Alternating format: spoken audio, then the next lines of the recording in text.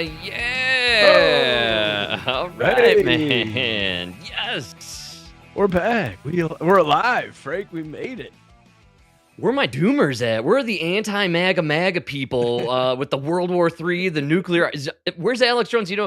Off the air a lot more these days. He's taking a lot more midweek days off. His whole apocalyptic proclamations didn't really pan out, but he sold a lot of CMOS tablets and That's all methylene that blue matters. droplets, so That's it was all a that huge matters. success, dude. Yes. No, it really annoys me that these people never have to like it never concludes. They just move on to the nenext thing. Yes. You know what? They never come on and they're like, you know what? The Strait of Hormuz is open. We apologize to Donald J. Trump for this last month of dragging him through the dirt. You know what I mean? No, we just moved on to Eric Swalwell. We're gonna forget about the fact that we won Iran. I know, man. Well, It's crazy. What I noticed immediately after here's what's crazy. I think it was right after they announced the ceasefire it was like a ceasefire, but also we're blockading the Strait of Hormuz. So like, I don't know. It's basically, I feel like we were just squeezing Iran by the nuts and they're like, okay, I give up. You know what I mean? Isn't that kind of what you're doing by blockading the Strait of Hormuz? If I understand we it. destroyed them. I was like reading this thing where not only, I don't know, Iran was pretty much, their whole air defense was bought from China and Russia, and it was supposed to be like good enough to withstand U.S. airstrikes. We just turned them off. So I don't know. This should put the fear into Russia and China that their equipment sucks. Absolutely. And I've been kind of going back to this constantly as this has unfolded, which is, well, first of all, props to both you and I, Mike. We were never in the doomer crowd there or the group of people exclaiming, we're all going to die. We all know. We also weren't in the Lindsey Graham tunnel. I was always in the boat of let's see what happens. I don't have enough. Right. Let's Yeah. see how it plays out. Let's see where this goes and how and what it leads to. But with this whole thing, first of all, we got the regime change, which they said we weren't going to do, right? Am I understanding that whole thing? We didn't really get the regime change. Well, Trump admitted we did the regime change. Like, it's on. We did it. Not really. We just killed a bunch of people, but... Yeah, well, and is that Moat Jabba guy still running the show? Is he still the fella? I don't think anybody knows. I know. Nobody knows what's going on here. So they announced the ceasefire, which was tied in with the blockade. Trump announced. Here's what got me with all of this, which is I turned on CNN and then Fox News, and I was flipping between the two, and I was throwing in a little News Nation because I like turning into a little Cuomo from time to time. You know what I'm saying? I hate Cuomo. You hate Cuomo? I love Cuomo, man. I'm a Cuomo, Shomo, Bromo. But either way, Trump, according to Fox News, if you were watching Fox News, he claimed they agreed to everything. We're shutting down the Strait of Hormuz with the Navy. We're running everything, right? Is that how I understood it? And then you turn to CNN, and CNN's like, oh, Iran hasn't agreed to any terms. In fact, they're going to now charge cryptocurrency for everybody to pass through here. And you were literally simultaneously living in two realities as this was unfolding this week. I don't know if you noticed that or not. Oh, yeah, no, for sure. Totally insane stuff. But our Navy, allegedly, it is right now putting down a naval blockade on the ports, on just the Iranian ports. And this is tied into Trump's claim that Iran agreed to everything, and we are about to assist in their removal of the enriched uranium stockpile and this alleged nuclear dust they keep talking about, or nuclear... Dude, they just, every 4 years, they come up with something to scare you. Right? That's what I love about this whole thing, which is they're talking about the nuclear dust, and I'm almost positive somewhere out there I saw a mention of nuclear or yellow cake uranium. I No way. swear to No God, way. several times in the last No week, yes, way. people have mentioned yellow cake uranium, dude. They're Yellow trying to cake. it's the same story all over again every time, but they need to remember we talked about this when it first started, which was they're going to need to tie in if they don't get the false flag, right? You got to have the false flag to justify the war. If you don't have the false flag, well, we're looking for the uranium, yellow cake, or plutonium, whatever. Whatever. Stupid is what we're talking about, man. Like nobody. This is Plutonium's the blue cake. blue cake uranium, right? Yeah, good call. All Yeah. right, excellent stuff. And here's the beauty about the Maha world we're living in now. All these cake made with natural flavors and alternative. Beautiful. It's Yeah, blueberry. cane sugar. Exactly, Yes. dude. No corn syrup. Oh man, so I don't know what's going on. Is my point with all of this, which is we're living in the bleach world, one reality versus the other. This was a huge success for Trump and America.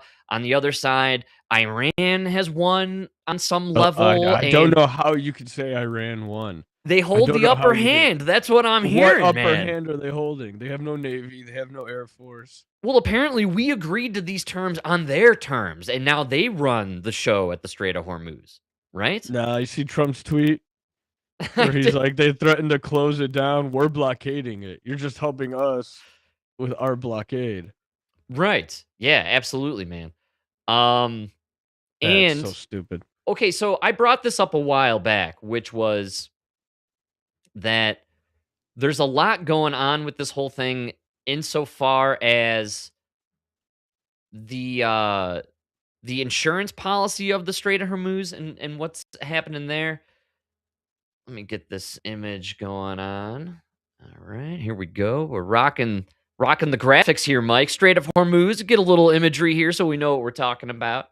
Um, the whole insurance element, I think, is kind of a big deal here. I was pumping some questions into the old Grok. You know, I love Grok. Me and Grok got a good relationship these days. And I just was kind of curious about how this ultimately benefits Trump and the new world order or the new globalist regime, if you will, that Trump is ushering in versus the old new world order. And so the old new world order, the Klaus Schwab, Bill Gates, what was their whole thing? The China model. They literally wanted to prop up China as the world superpower and then enslave the rest of us the way China enslaves their population with their digital currency and their social media based credit score system. And so this new one, it's a similar dystopia. It's just run by Palantir and the Jews, basically, right? You got it's either the Chinese or the Jews. That's kind of the dystopia that we're choosing between here. Um, allegedly long term, we're talking just long term, US is the clear strategic and economic winner from this blockade and the insurance that is going on with the passage of ships and oil and goods and materials through the Strait of Hormuz. Now, because of what's going on, did you see the videos of the ships coming to the Gulf of America to load up on oil and natural gas? Apparently now, as a net oil exporter, the US is one of the highest producers in the world at this point. I mean, this guy's really playing 4D checkers. Dude, He always with the checkers, changed the bro. name of the golf. Yeah. Right, just so now the headline reads, ships going to Gulf of America. Yes, dude. And not only that, Yeah. dude. So what's going on now basically is the US instituted this new program where they're underwriting the insurance rates in and they're taken away from Lloyd's of London, which I brought up a while back, which is the British royal monarchy based insurance Really? company. Yeah, but really Iran took it away. Because Iran said, fuck them, you pay us now 2 million or we bomb you. The And then over the US said, no, fuck that. Pay us 2 million and we'll protect you. Yes, exactly. Absolutely. And what So- was I saying a couple weeks ago, which is you got the Trump bros with their new drone company, and you're bringing in the AI drones. Okay, know. we're going to offer you the security, we're going to offer you the insurance, and if you want extra oil and shale, which US is the number one producer of shale-based oil byproducts, come over to the Gulf of America. You can buy all the shale you want. And so, dude, ultimately, the biggest loser in all of this, which is what I've been talking about since day one, if you just look at the makeup of Trump's entire cabinet, this is anti-China. This always goes back to China, the other major player in my book on the world scale. And so China loses, man. They get most of their oil from Venezuela. And now, in order to ship it through, they got to either build pipelines to go through land to get it, or they got to pay in US dollars instead of yen, which future Chinese overlords, Hiroshima, Nagasaki, we accept yen here on the Dude Man podcast. Don't worry. But instead of paying for it in yen, now they are the US is insuring all of these ships through the Strait of Hormuz on the dollar. And also, we got the extra oil over here if you want to come and get it. Because we're drill, baby, drill, right? Isn't that our Oh, whole it's thing right great. now? Yeah, man. So, Fantastic. We should be a rich nation. We got oil. We got resources. yeah, man. So I don't know. I really think a lot of this was based around Trump's policy of we're the US, let's be the biggest exporter of energy. Let's make I everybody pay like it. for it in our fiat oil-based dollars. And speaking of oil, wherever it's made in abundance, well, let's just take over the insuring and shipping of those I areas. love And it. hey, we'll provide the security with our new AI drone technology, right? And that's a win-win-win economically on all levels. And we maintain our dominance then as the global militaristic superpower, man. And So then we could keep printing money and inflating the shit out of our currency. Fantastic. yes, It's fantastic. Yeah. No, it never made sense to me, like, especially after visiting the Middle East. It never made sense to me that these people literally have nothing but oil, and right. they're able to give all of their people like a basic income of like 100,000 a year off of this oil. You know what I mean? And then in the U.S., we have all this oil, this natural gas, these trees. We have gold. We got everything. You know what I mean? Absolutely, man. And we never get anything from our government. Instead, during Joe Biden's, I was paying half my paycheck in taxes. Yeah, You know what I mean? well, according to all this, this really comes back down around to, kind of the legend goes right now that the Lloyds of London, through the British monarchy, essentially controlled the world energy sector by manipulating and controlling via MI6 and other institutions, the Iranian government, and constantly instituting general chaos in the region through their financing secretly of various terrorist organizations, Hamas, Hezbollah. There's videos out there right now of Bibi Netanyahu bragging about how much money he paid Hamas in the lead up to October 7th. I mean, the, Uh, the major institutions are paying for the instability to keep the price of oil up so that way they could justify the enormous insurance rates and basically just control the flow of money and resources. So now, if Trump is controlling the flow of money and resources, he basically destabilized the EU and NATO and told them to take a hike. And what's amazing about all of this is this, I think it was 2 days ago, after Trump announced the blockade and said, we now control everything, we're insuring everything, and we're providing the security, and we are dictating the flow of oil and resources out of here. Macron in France and Keir oh, Starmer I in the UK are know. like, oh, now we're going to start providing some security for the Strait of Hormuz. Sorry, Keir, you're You out need of some luck, help with man. that, Trump? Yeah. Looks like you need a hand over there.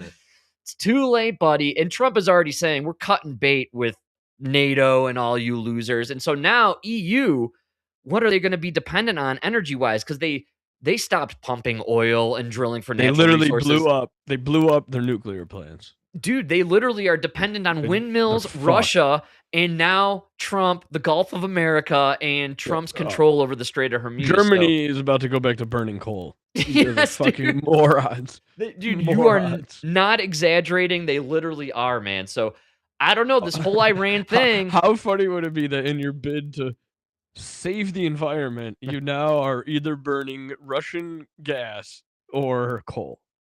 Yeah, Those are your man. options.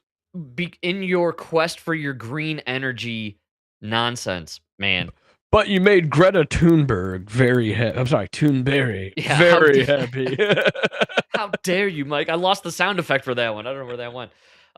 Yeah, dude, exactly. That's amazing how now all of a sudden the green energy thing is fading away and it's becoming pretty apparent. Like, oh, if you want to be kind of successful on the global scale, maybe you should have some dominance in the energy And sector. The energy. real energy, though, the real energy that people use to really make things move across this I world, mean, man. So, Germans, man, you guys should be You should have been perfecting nuclear.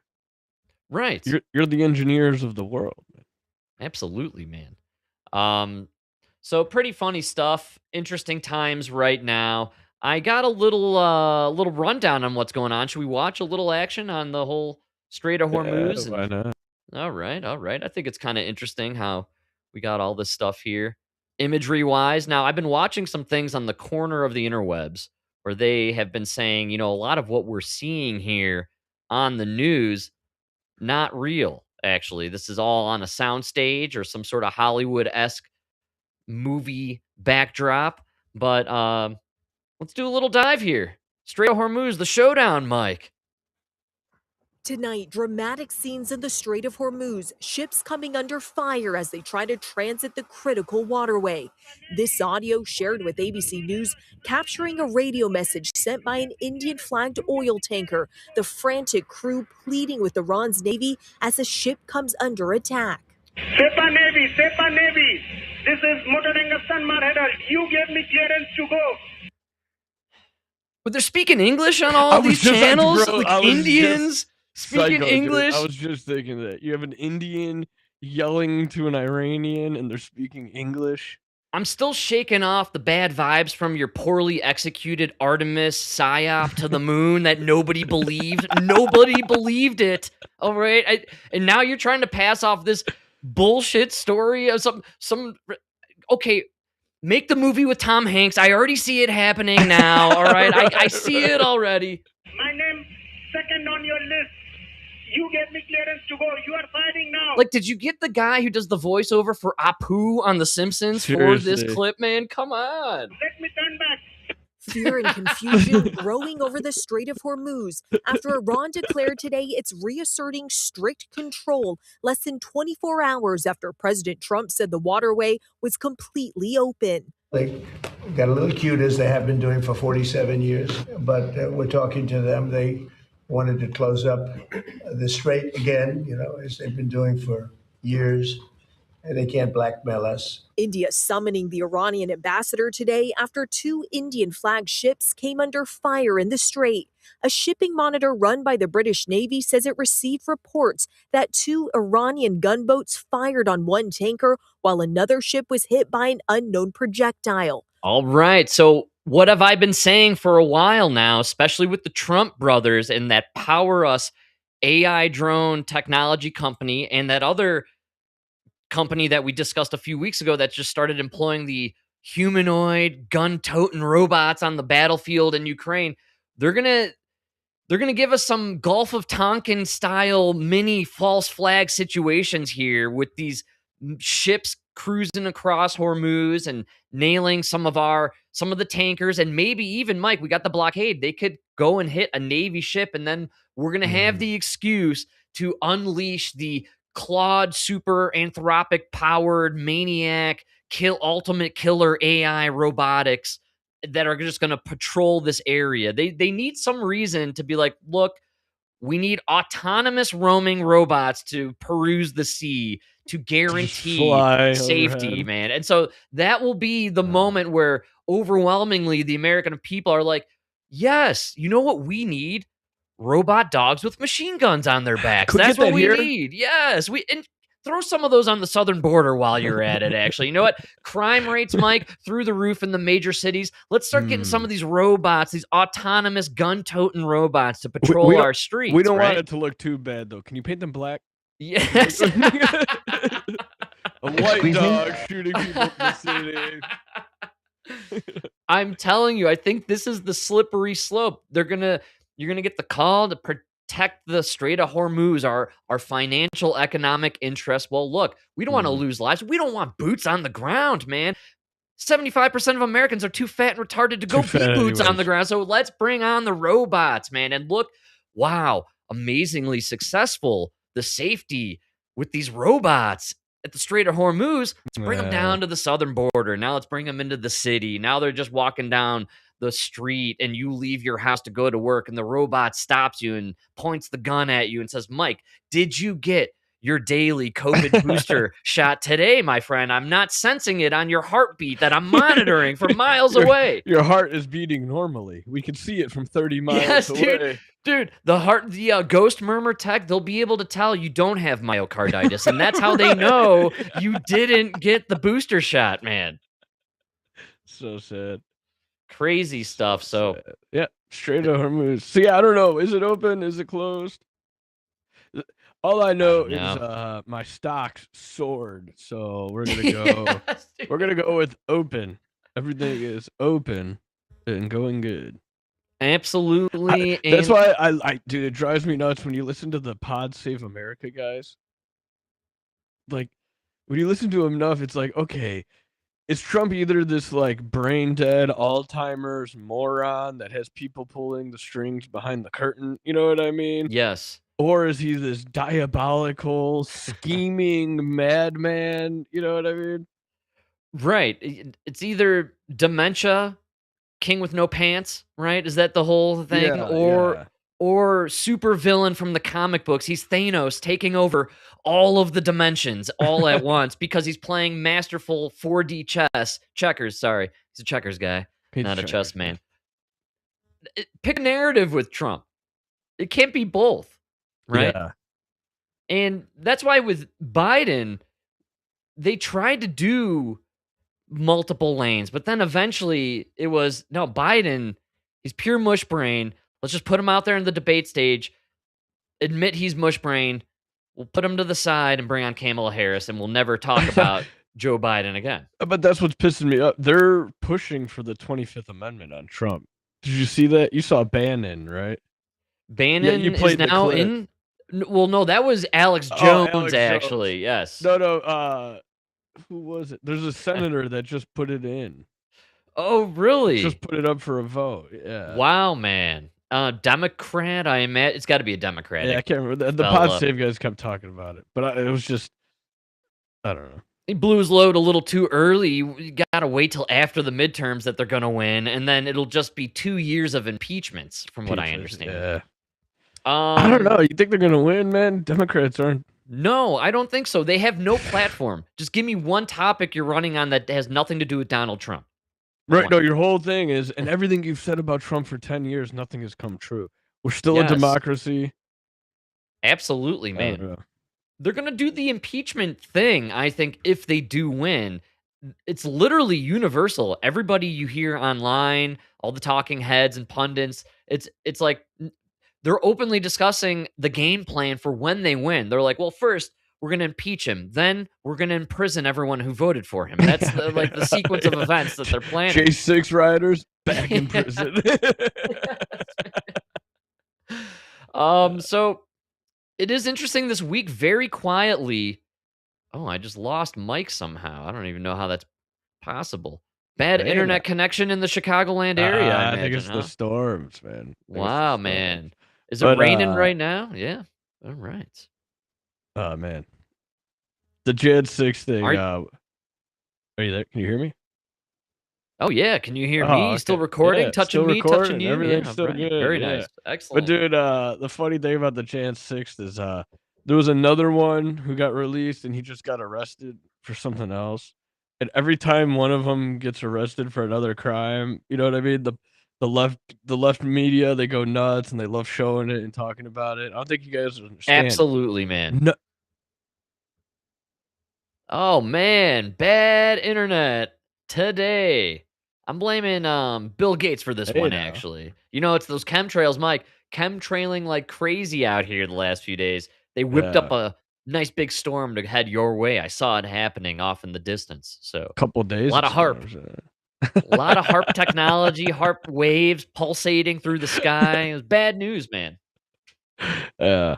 No, but the Gen 6 guys, you don't realize none of us were saying they were good people. Right. No, Like, no, it was embarrassing. Yes. No, they were terrible, dumb people. Just didn't Yes. deserve years in prison for that protest.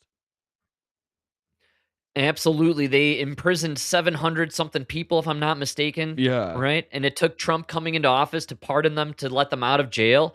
Not all of them were upstanding citizens. I mean, what was it, a Tuesday that they all had the time to go down to the Capitol and do all that crap? I mean, the rest of us real hardworking, tax-paying Americans were at no, this was during the pandemic. We were at home doing nothing, actually, Right. most of us, except for the essentials, right, Mike? Yeah, man. Yeah, I was working. I'm just saying that we never said they were, because they like love holding them up, like, see, they're all pieces of shit. Yeah, most of them pieces of shit. Just like the Antifa guys. Everybody who's out Totally. there rioting, probably a piece of garbage. I'm down with protesting. I think protesting is the most American thing you can do, and especially January 6th, 2021. I mean, as time has I gone know. on, is there any doubt in anyone's mind that they pulled 15 million voters out of their ass to get that It's guy into crazy. the office there? I mean, they stole that election. It's very obvious now. And I have a clip. I'm probably going to skip it because there's something about Tulsi Gabbard that's kind of boring to listen to, but she's presenting off information and evidence that proves they falsified the information behind the second Trump impeachment. The first one was Russia collusion, if I remember correctly. Am I right about that? No, first one was Ukraine. The first one was Ukraine. Oh, Yes. no. Yeah, first one was Ukraine, second one was Jan 6. Okay. All right. Yes. Right? See, we can't get it together. So Tulsi Gabbard has information proving that there was basically false information brought on by a false witness that went to Adam Schiff, who then took it to Nancy Pelosi, who then used that false witness testimony as the basis for the 2019 impeachment of Trump, which were charges of high crimes and misdemeanors tied to abuse of power Yeah, for and Ukraine. obstruction of Congress. Right. That was when he called Ukraine, right? To get information Yes. on Joe Biden. Yes. Or no, he wanted them to open the investigation on Joe Biden. Yeah, I think, let me see here. What happened here with this one? The official reason was, I mean, ask anybody alive in the 90s, why did Bill Clinton get impeached? Because of the blowjob in the Oval Office. it was It's like lying about literally- it. It was it's lying one- about it. Lied about the blowjob in the office. But I'm just saying, it's one sentence everybody knows. Nobody knows why Trump got impeached.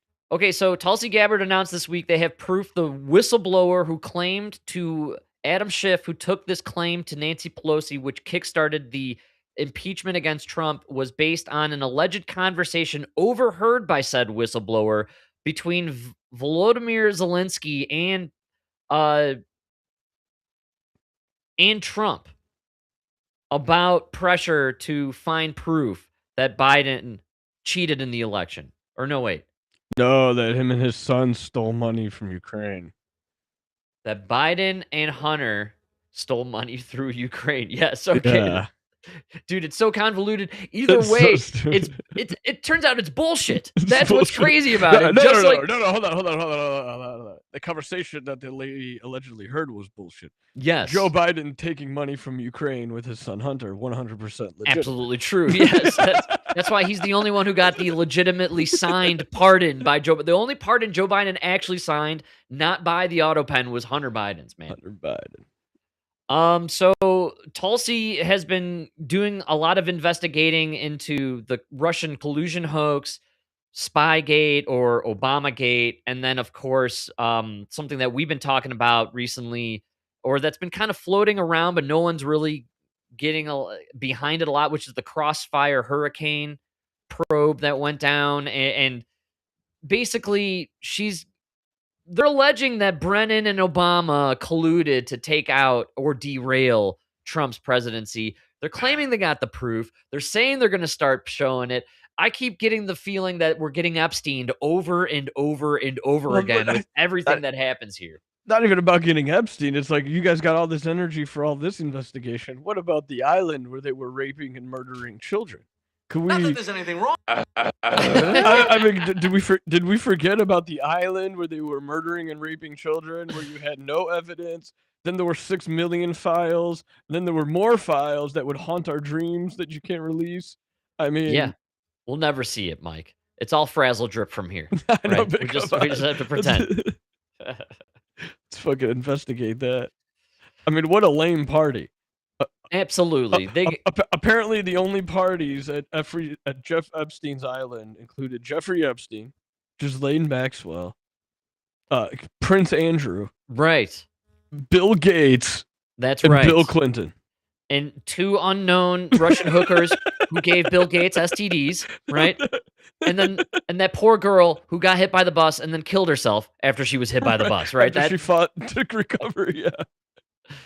Oh man, so crazy. Well, you know, it's funny that you bring up the fact, like earlier, that they're claiming that there's dementia going on with Trump or he's brain dead and all this stuff. When at the same time, the previous guy who everyone failed to report on his mush brain situation going on, Joe Biden, until of course Jake Tapper wrote that incredible expose and deep dive on the dementia rattled brain of Joe Biden. Well, they're still trotting out Joe Biden, believe it or not, to make these speeching engagements and do these affairs everywhere. It's terrible. I already know what you're going to bring up.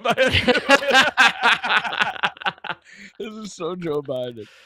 And it is. I love how now people are like, you know that old white guy might have been racist. Is this guy racist? What's going on with this fella? So Joe Biden decided to, right before the speech, in the middle of the speech, at some critical point here, he spotted a fella in the crowd, and well, we'll take a listen here.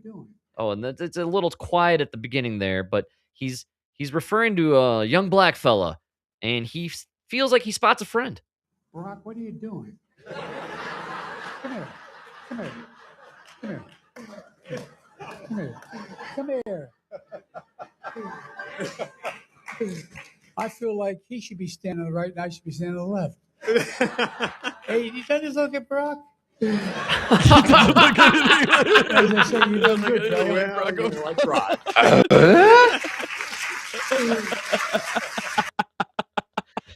Oh, Joe, say it ain't so, man. Classic Joe, Biden, man. We know. Yeah. They all look alike to you. It's okay. They all look alike It's to okay. Joe, dude. Yeah, man. It's so funny.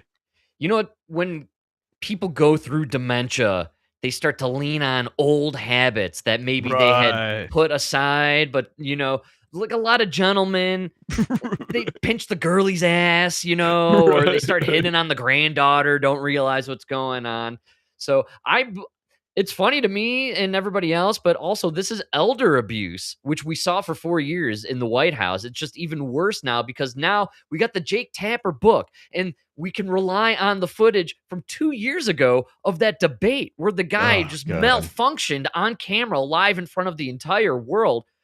I think Joe Biden genuinely believed that guy was Barack Obama. Oh, for a minute there, for sure. Yes. No, I think he was actually serious when he was summoning him up there, man. Yeah, no, but then there was a point where he realized it, because then he was like, doesn't he look like Brock? Doesn't he look like Brock? Yeah, this guy's racist. He's racist, where he definitely used to be. Then he hid it for a few years, but now the brain is mushing, you know, and he's just leaning back on those old traits.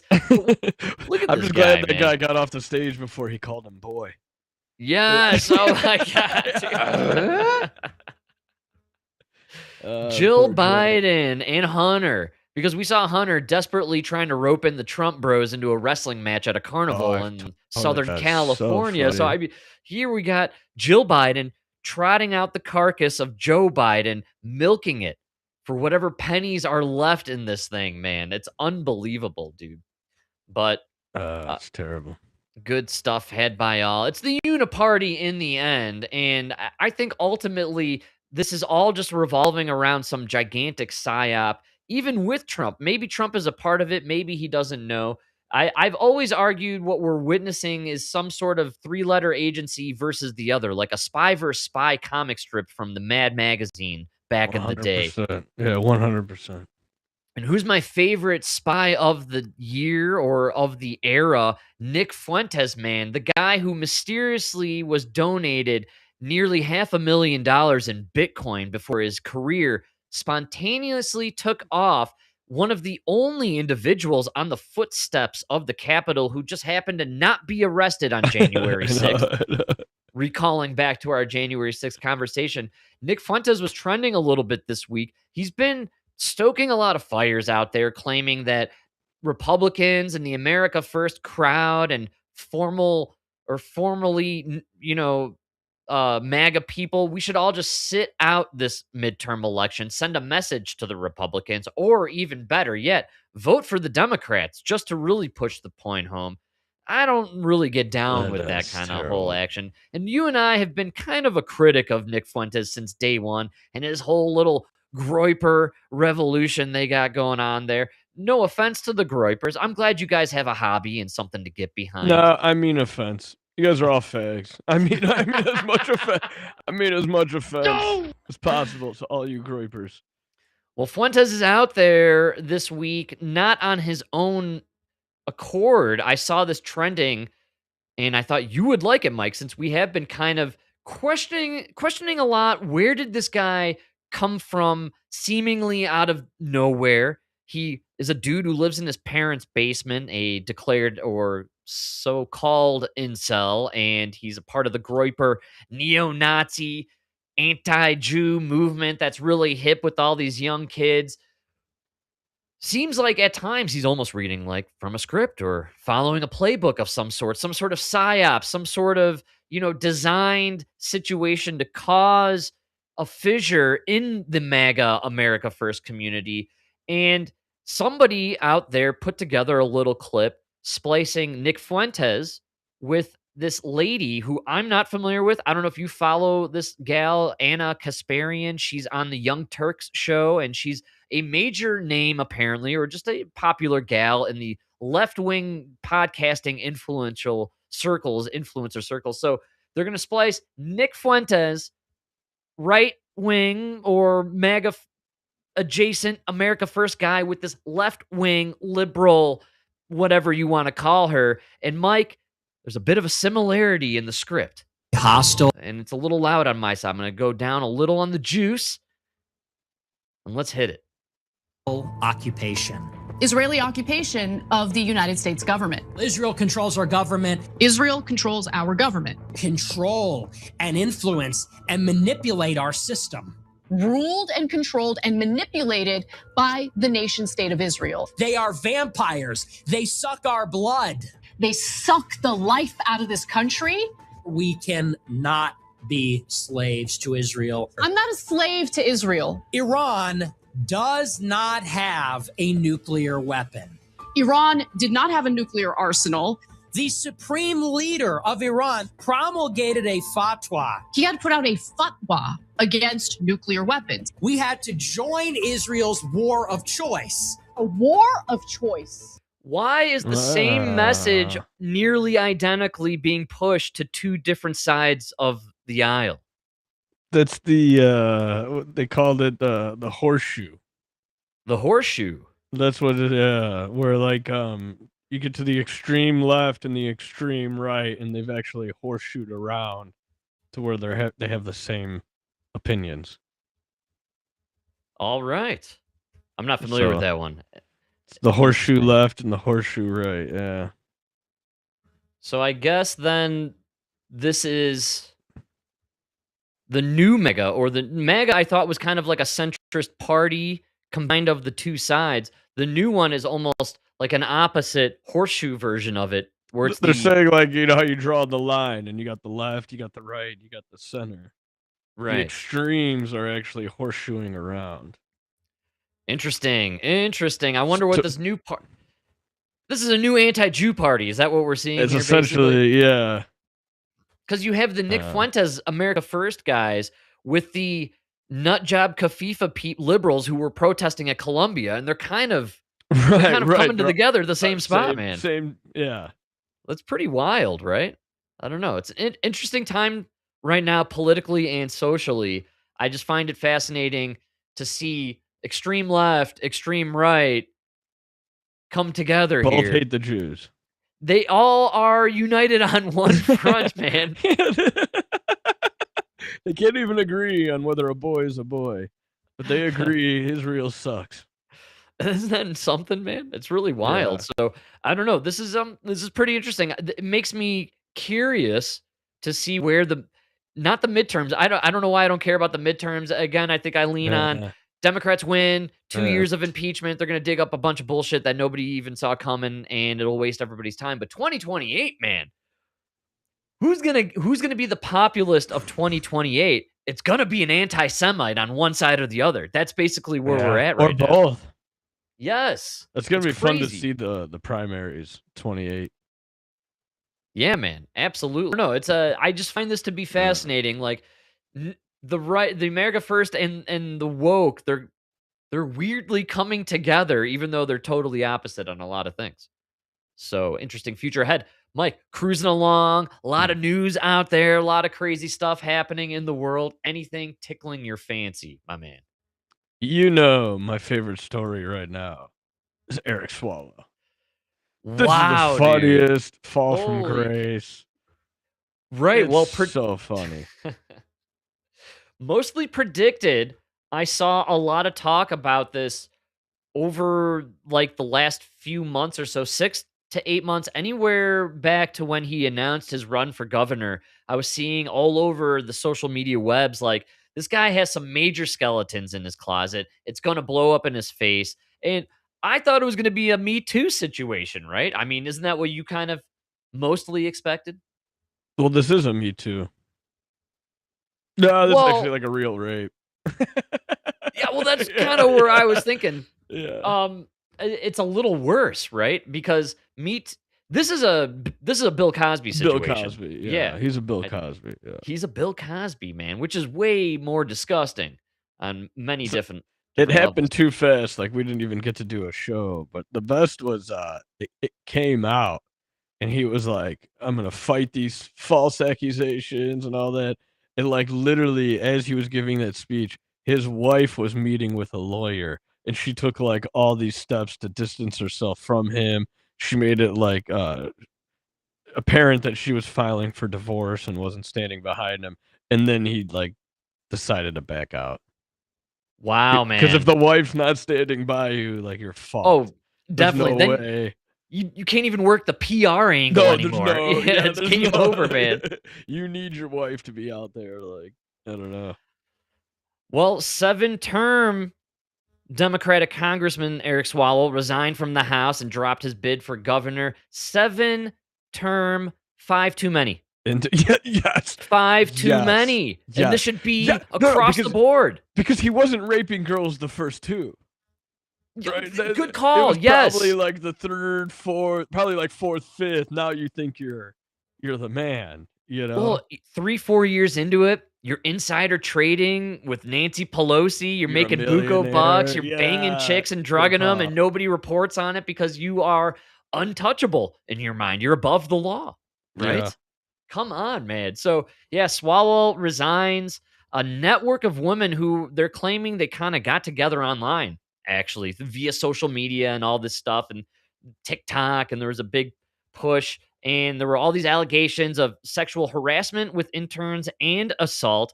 That eventually kind of further developed into a bombshell allegation earlier this week after we did the show on Sunday. And this lady just went out there and said, now this guy drugged me and raped me. And I was semi-lucid during it and asked for it to stop and tried to fight him. And he was choking her. And it got really graphic and kind of messed up. This guy is disgusting. I mean, we got to wait for it's got to go through the court, right? We got to go to the court. Can't call him a rapist. He's being alleged to be a rapist. But the wife left you and you resigned. Yeah, well, he made a statement on X that he was deeply sorry for mistakes and lapse in judgment. He denied a lot of the specific sexual assault claims, said that they were flat out false, and he plans to fight most of the accusations and ongoing investigations and claiming it's a big distraction and all this stuff. So, yeah, he has suspended the race. He's dropped out of the house. It's basically he's a sleazebag, and we all know it. And hey, Bill Maher. So I don't know if you saw Bill Maher, but it wasn't just him. A lot of people talked about see how the Democrats handle it. When there's a rapist in the Democratic Party, he resigns, he drops out of the race. Not like the Republicans who have a rapist in the White House. Don't! They can't let that go, man. Here's the difference, right? The women accusing Swalwell, they remember the day, they remember the time, they remember what they were wearing, and they were drugged. E. Jean Carroll doesn't even remember the year. Great call, man. No, Swalwell, I mean, he just got Frankened here. This is the Franken move, right? They had to get rid of him.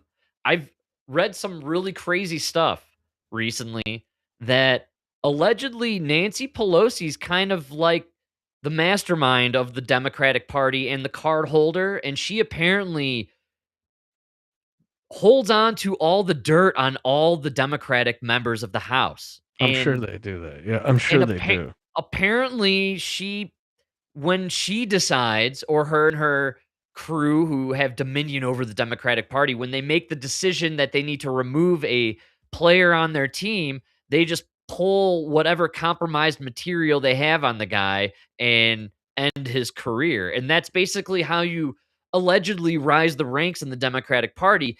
You play ball by being compromised, and then once you're compromised, you just really lean into it. You know, I'm assuming Swalwell was kind of a sleaze at the beginning and had some of that fang stuff going on, right? Which they deny, but there's evidence in multiple directions that claim he was definitely used by the Chinese and the spy Fang. But all that aside, you get him once in the beginning, and then all of a sudden he's like, well, I'm a sleazebag. I might as well just lean into it all the way and go full sleaze, because they're gonna destroy my life and career at some point anyways. I might as well go out with a bang and have a great time, right?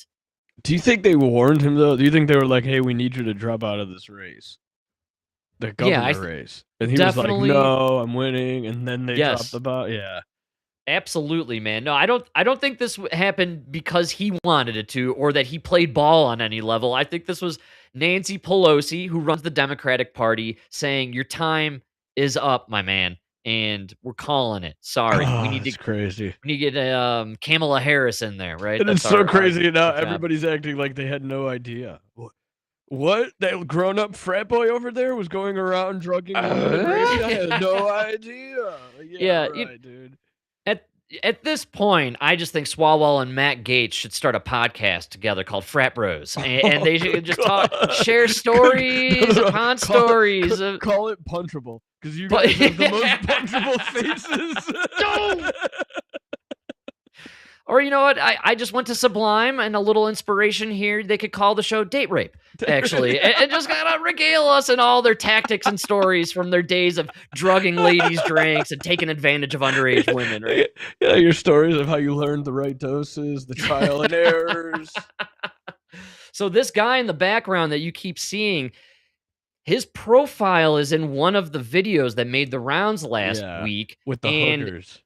Well, one of the hookers in the video allegedly was underage, according to a lot of statements out there. And this guy is apparently, I saw some interviews with Rep Luna. She has made some statements that this fella and several other Congress members and some high-ranking senators are next on the chopping block. And there's apparently all this information circulating amongst Congress and the Senate that they're about to clean house. And so timing is everything. No coincidences, especially in politics. I imagine we're about to see a few more Swalwells play out leading up towards the midterms. And you got to do something, especially, It's a good move for the Democrat Party. You start cleaning house, it makes you look more legit. Absolutely. Yeah. And ultimately, like I said earlier, this is being alleged to be coordinated by Pelosi, as all the dirty tricks and tactics are in the Democratic Party over the last 40 years. Career politician who's made the most money off of insider trading, I think, in the history of politics. History. But is that a shock to anyone with Nancy Pelosi, a powerful figure in politics who uses blackmail as compromise to run the party? She came to prominence, which I think a lot of people forget, from her famous and wealthy and prominent political family that worked famously with the mob in Baltimore. Her dad was essentially a mobster in the political scene in Baltimore back in the day. And you learn from the best, Mike. That's how the paisanos do it, man. You blackmail, you record them doing, illegal stuff. Right. That's how we roll, Get right? that dirt. Not shocking in my book when it comes to Pelosi. And Swalwell, sleaze from day one, undeniable. I make the Matt Gaetz connection because they're literally like the same dude. Oh, opposite sides of the same coin. They are. Within a year, they've both been taken out for the same reasons, basically being sleazy dudes, questionably taking advantage of women that they might probably not go to jail for, but we're all like, you guys raped some chicks. All right. Like, it's pretty. Yes, the best part is of the reactions of all the people Allegedly. who are like, what? Eric Swalwell's a sleazeball? Look at the guy. I don't believe anybody that says they didn't know what was going on. How did we know? I knew he was a sleazeball years ago. Yeah, just looking at the guy. He had. But come on, the Fang, everything was coming out back in, what was that, 2019? Right. Yeah, famously, I think a lot of people don't know there's this gal named Fang who slept with. She got caught sleeping and I believe trading governmental secrets to the Chinese, and she was sleeping with some governors of California, if I remember, or multiple governors across the U.S. I can't remember exactly, but she had a relationship with Eric Swalwell during his rise to prominence politically, and so a lot of questions about his deal with that. Considering he was on like the U.S. Arms Committee, I believe, for a while, like he kind of had access to a lot of our secrets. So, end of Swalwell. End of Swalwell. Couldn't happen to a nicer guy. To a better guy, right? Yeah, man. What a piece of garbage. Absolutely, man. So, good times. I look forward to the future here. I believe Luna. I think we're going to see some more stuff, some more cleaning of the skeletons. I'm in my opinion, man. Republicans, you guys got a couple on your side too. Dude, well, here's the thing. We cannot pass a bill, the Save America Act, a bill that is approved of by nearly 80% or more of the American public. Majority of people want secure, safe elections. We can't pass that through these institutions. Don't stop with Swalwell. Let's replace all members of Congress. Let's just replace all the Senate and Congress right now. Let's hit the refresh to be fresh button and get some real patriots in there who want to pass stuff based on the voters' interest, not, let's say, the lobbyists or AIPAC or military industrial complex, right? I think we should I think everybody should have to turn in their finance records of like their whole time in Congress. And the minute your net worth went 10x your net worth when you entered Congress, you're out. Yes, dude. Yes, good call, man. You came in, you were worth $5,000. Now you're worth $5 million. No, you're out. I'm sorry, you're out. Absolutely, dude. Great call, man. I think any money making whatsoever, you should actually lose money serving the American public. That should be actually what happens. And I told you this. You shouldn't have people wanting to serve endlessly. Like, serving as a senator or a Congress member or as president, they should be dragging you by your feet and you are kicking and screaming in order to not have to serve the American public. It's supposed to be service. You're supposed to be a public servant. It's not supposed to be, here I go, I'm going to stay as long as I can and make as much money as I can, baby. Speaking of money, this week was tax day. Yes. I hope everybody paid their taxes out there. I did. I was actually pleasantly surprised after 4 years of having to pay back money to the government and seeing those red numbers up there as I scroll through. I had some green numbers and I got money back from the government. It was actually a very joyous experience for me. Usually I start the taxes with a nice beer and I end up with like a shot of whiskey at the end to kind of just end my sorrows. Like I worked all that time only to pay more money. Why does the world hate me, right? This year a little bit different. And then I saw everywhere, especially Mike, I think you can vouch for this. You're a man who collects the overtime. How did working overtime work for you on your tax We're day? great, dude. Last year, every year during Biden, I was like, man, owing money, couple hundred here, and they were taking so much money from me. But yeah, this year I get a couple thousand back from that tax on overtime. Hey, all right, Not man. Very nice. bad, not Yeah. bad. Excellent. Not bad.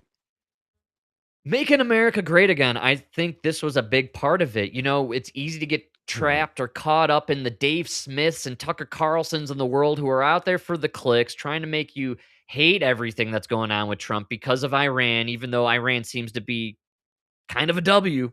You know, looking at it from afar right now, it seems like a bit of a W. We'll see. But outside of Iran and the fact that Bibi Netanyahu controls all American interests worldwide, the MAGA movement has been kind of a major success. I think this is a year in. I'm basing this on the fact that I can drive down Santa Fe and Alameda.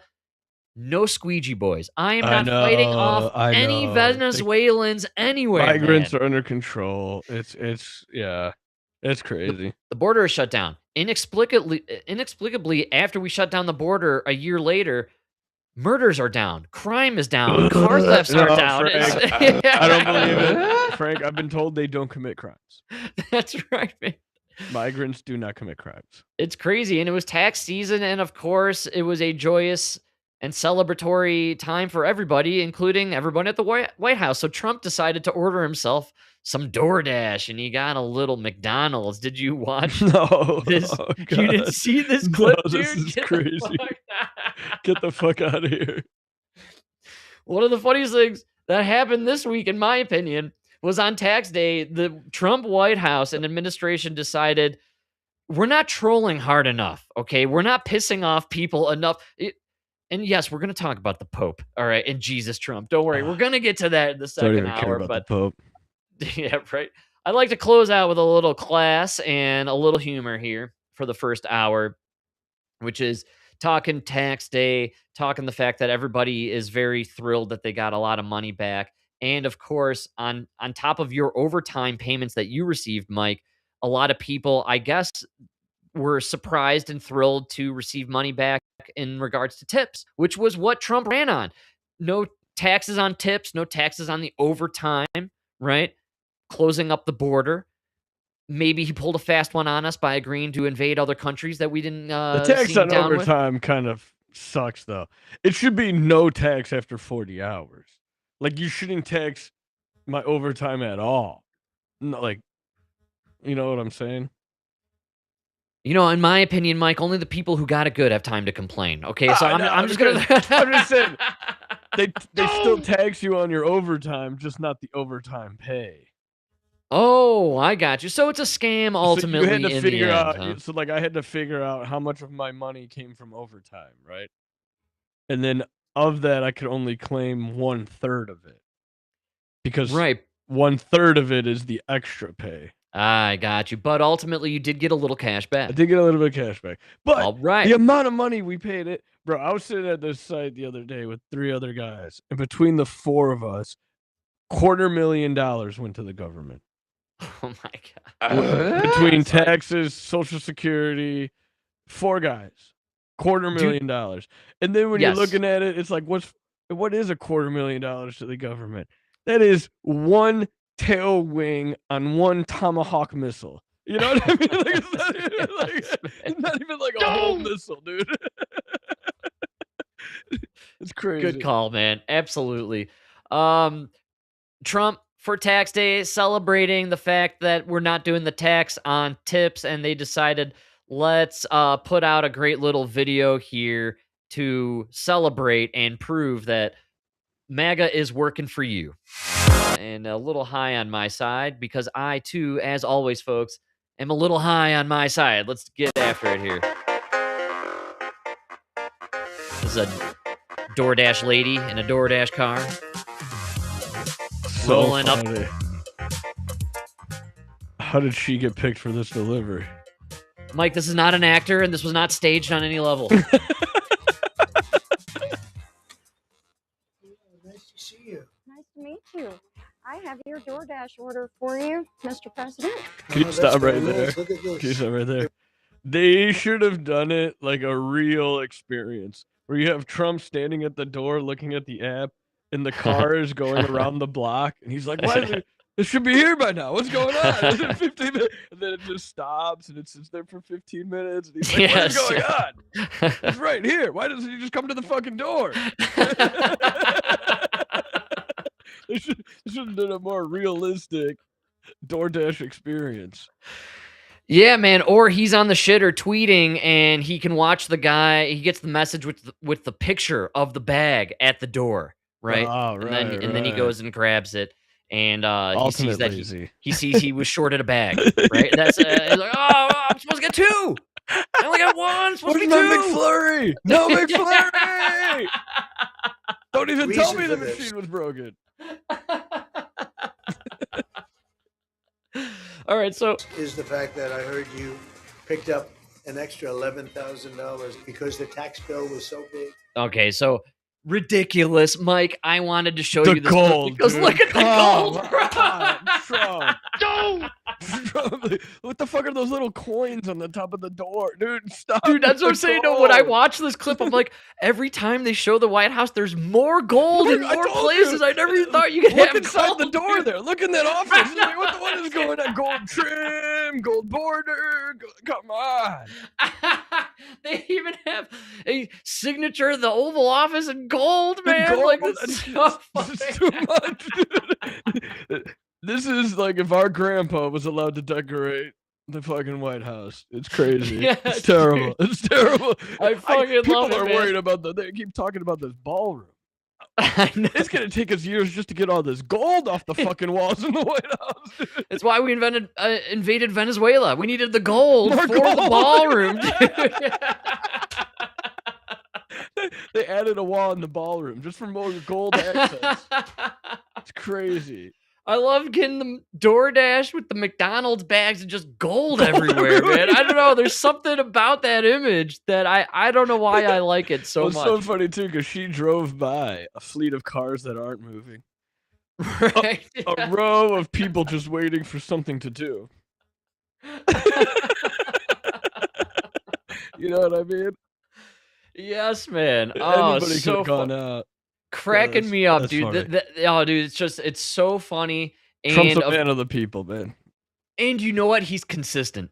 This is on brand, man. That's what I love about it. The Yeah. gold, still being a man of the people. And you know but he the- ate that McDonald's. That's the best part. Is you know For he sure actually he ate it. that McDonald's. Yes, he Was does. it, He loves McDonald's, man. I caught the video again of Bloomberg eating the cheeseburger. Yes. And I was like, man, Wow, what the man. fuck? You could tell he didn't even eat the fries all the way. Like, what happened to that guy? Trump highlighted in the Associated Press this week, drawing comparisons to Marie Antoinette as he leans into the quote gilded trappings of the presidency. Even the Associated Press is like, there's a little bit too much gold going on here. It's And too much, dude. It focuses on the fact that he's gonna do this Arc de Triomphe, which apparently is gonna be more gold, and it's going to be 250,000 feet or something like that. It's going to be a massive show of triumph, if you will. Okay. Gilded, of course. So great stuff, man. Love the DoorDash, and you were right on the money. Trump, man of the people.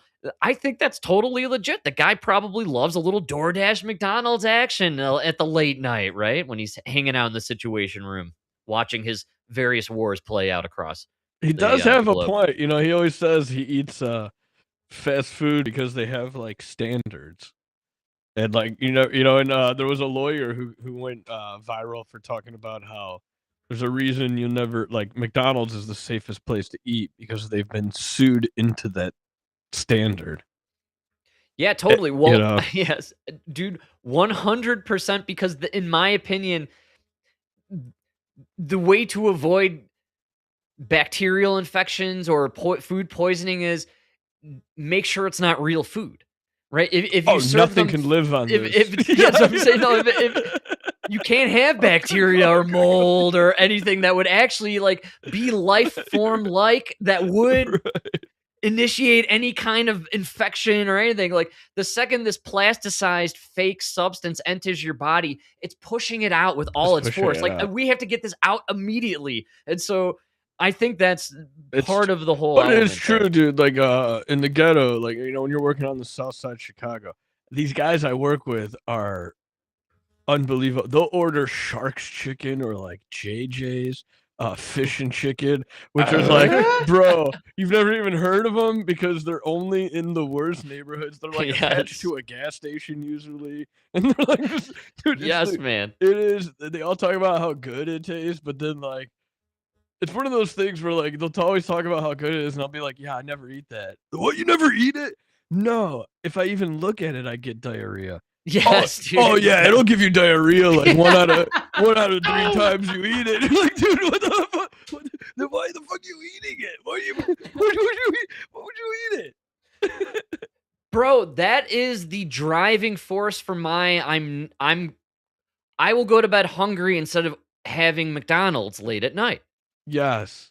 Regardless of how drunk I am nowadays, even still, I'm like, you know what? Such a good point. Because in my mind, I am turning away feeling like shit. That's what it is in my head. And even though I may be hungover tomorrow, I'll go get some real food tomorrow morning, a nice breakfast burrito at a regular place that's owned by real people where they buy good food instead of this plastic, non-real food, artificial crap that, yeah, sure, I won't get food poisoning, but I'm going to be on the toilet for 2 hours the next morning. You know what I'm saying? So, like, I see the trade-off, but you know, it's still going to work its way through you. Here's what literally happened the other day where they went and got the JJ's, and I was like, I'm just going to grab some McDonald's. Oh, you're going to eat McDonald's? Yes.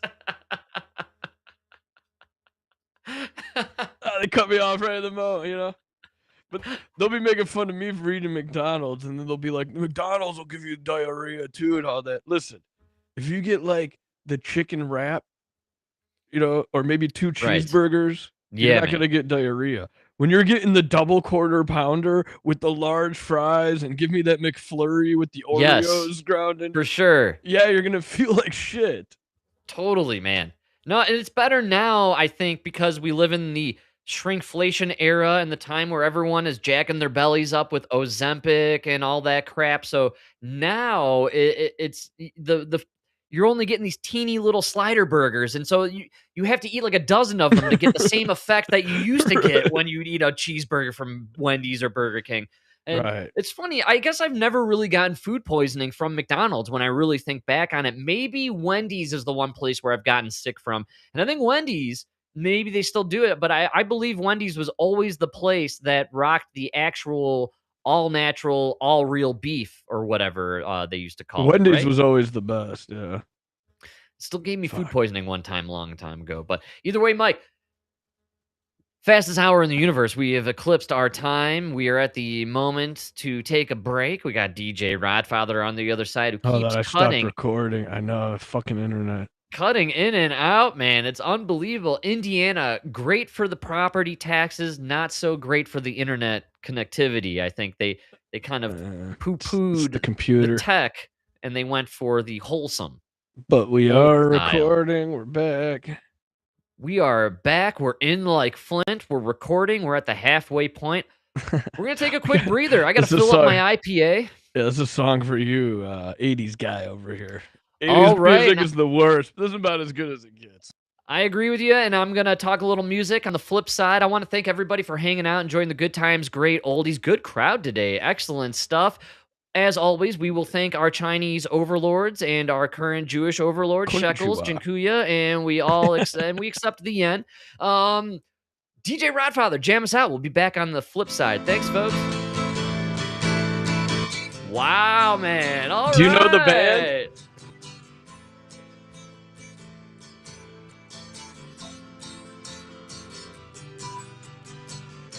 Sometimes when this place gets kind of empty. Sound of their breath fades with the light.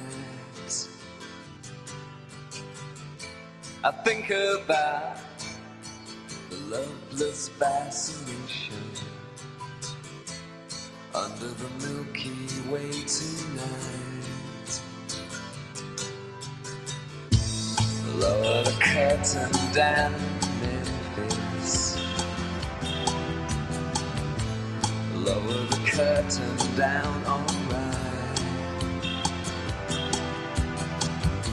I got no time for private consultation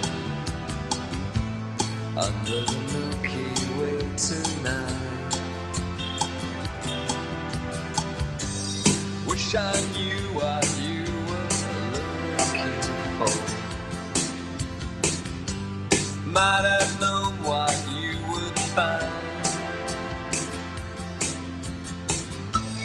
And it's something quite peculiar. Something shimmering and white. It leads you here, despite your destination, under the Milky Way tonight. Wish I knew what you were looking for. Might have known what you would find. Wish I knew what you were looking for. Might have known what you would find.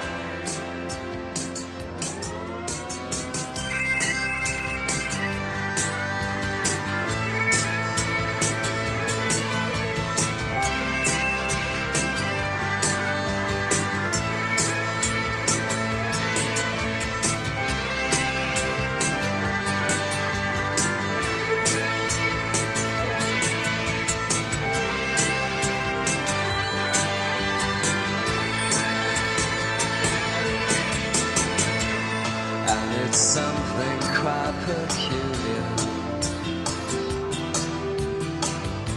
Something that's shimmering and white. Leads you here, despite your destination, under the Milky Way tonight. Wish I knew what you were looking for.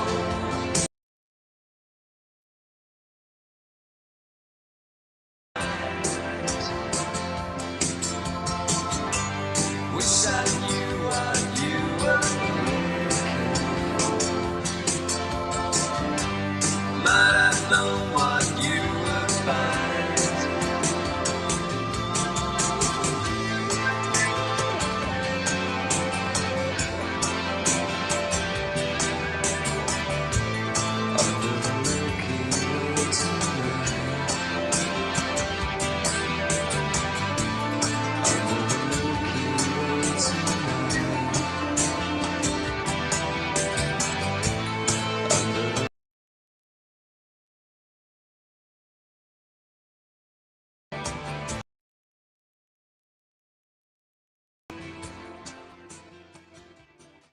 Ah, yeah. All right, man. Excellent. Hey, A little in and out on the. Oh yeah, internet in, internet terrible. out, man. Are you still recording at Still least? You know, recording, you do it for the audio files out there. Yeah, man. Good stuff. Under the Milky, the Cure. Nah, was I that? thought The Cure too when I like heard it on XRT. Yeah, That's why I didn't respond right away. I was like, man, it has a Cure feel to it. You said 80s as well.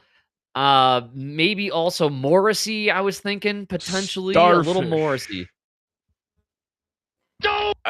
Excuse me? I don't even okay, they're give like me a little. Yeah, I don't know anything about them. Yeah, and they got to be like a one hit. You know. Starfish 80s band, huh? Yeah. Oh, a Dutch Yeah, reggae. Hey, all right, That's man. See, totally that's different. This is 2012.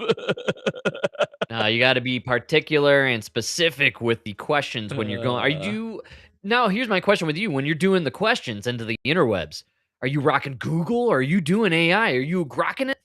On the computer, it's just Google. You still rock Google, huh? No, Google, I think is Gemini, if I'm not mistaken. Yeah, they but got the thing. Yeah. I wonder what percentage of the population now is just strictly AI, Google, or I'm sorry, Grok, ChatGPT, Claude, speaking into it. I've been kind of quizzing people at work. I've noticed a lot of people at work don't use AI a lot for work, but talk to AI all the time in their personal affairs or situations. You know what I'm saying? So it's kind of funny how everybody has their own preference, if you will.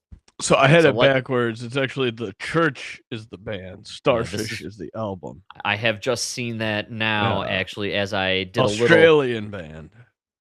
Right on, dude. Very cool. And how did you come across these fellers is my question, actually. XRT, man. They play the song all the time.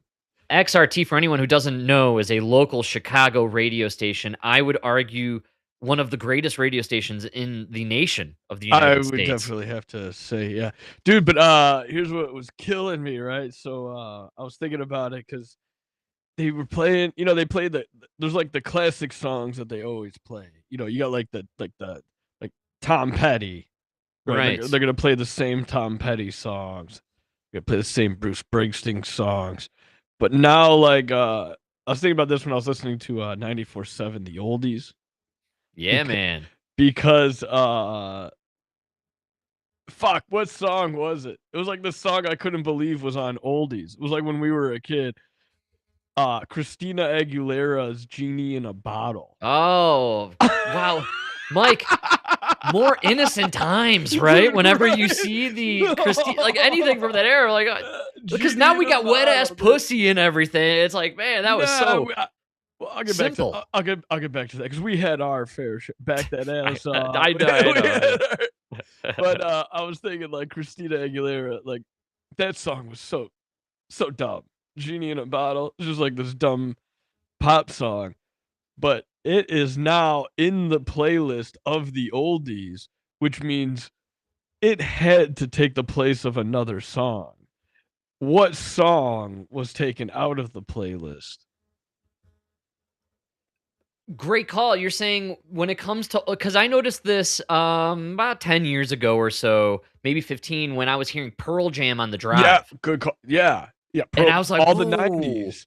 Yeah. I was like, okay, so you're shifting classic rock now to incorporate 90s alternative it grunge used to be music. 60s, 70s, 80s. Right. Then it was 90s. So now it's the 2000s are in I there. like where you're heading, which is, okay, if I'm doing Kurt Cobain on classic rock, am I still doing Roy Orbison? Because I don't know if Roy Orbison and Kurt Cobain are existing in the same arena here. Are their fans listening to the same channel? That's what I'm saying. So, and I would argue they are, and now you are playing both Roy Orbison. I would argue you're going to play Roy Orbison, but maybe it's not 4 Roy songs. Now it's only 3. So, what song did we lose to have Teen Spirit now? Because that oldies channel, that becomes kind of like a historical record on the radio. Well, now, you know what's funny is I would take Beatles out of anything classic rock and stick it in oldies, right? In my mind, Beatles now is oldies. It's with Dick Biondi on the oldies. So there's no more classic rock. But then it's all oldies. Really? Because that's what I was trying to get at. I don't know, dude. Because classic rock is a genre. I think classic rock is a genre. Not enough space on the airways, my man. We got we're gonna lump it all into one now. Your classic rock, your oldies. This is why now you're getting Rolling Stones with the doo-wop.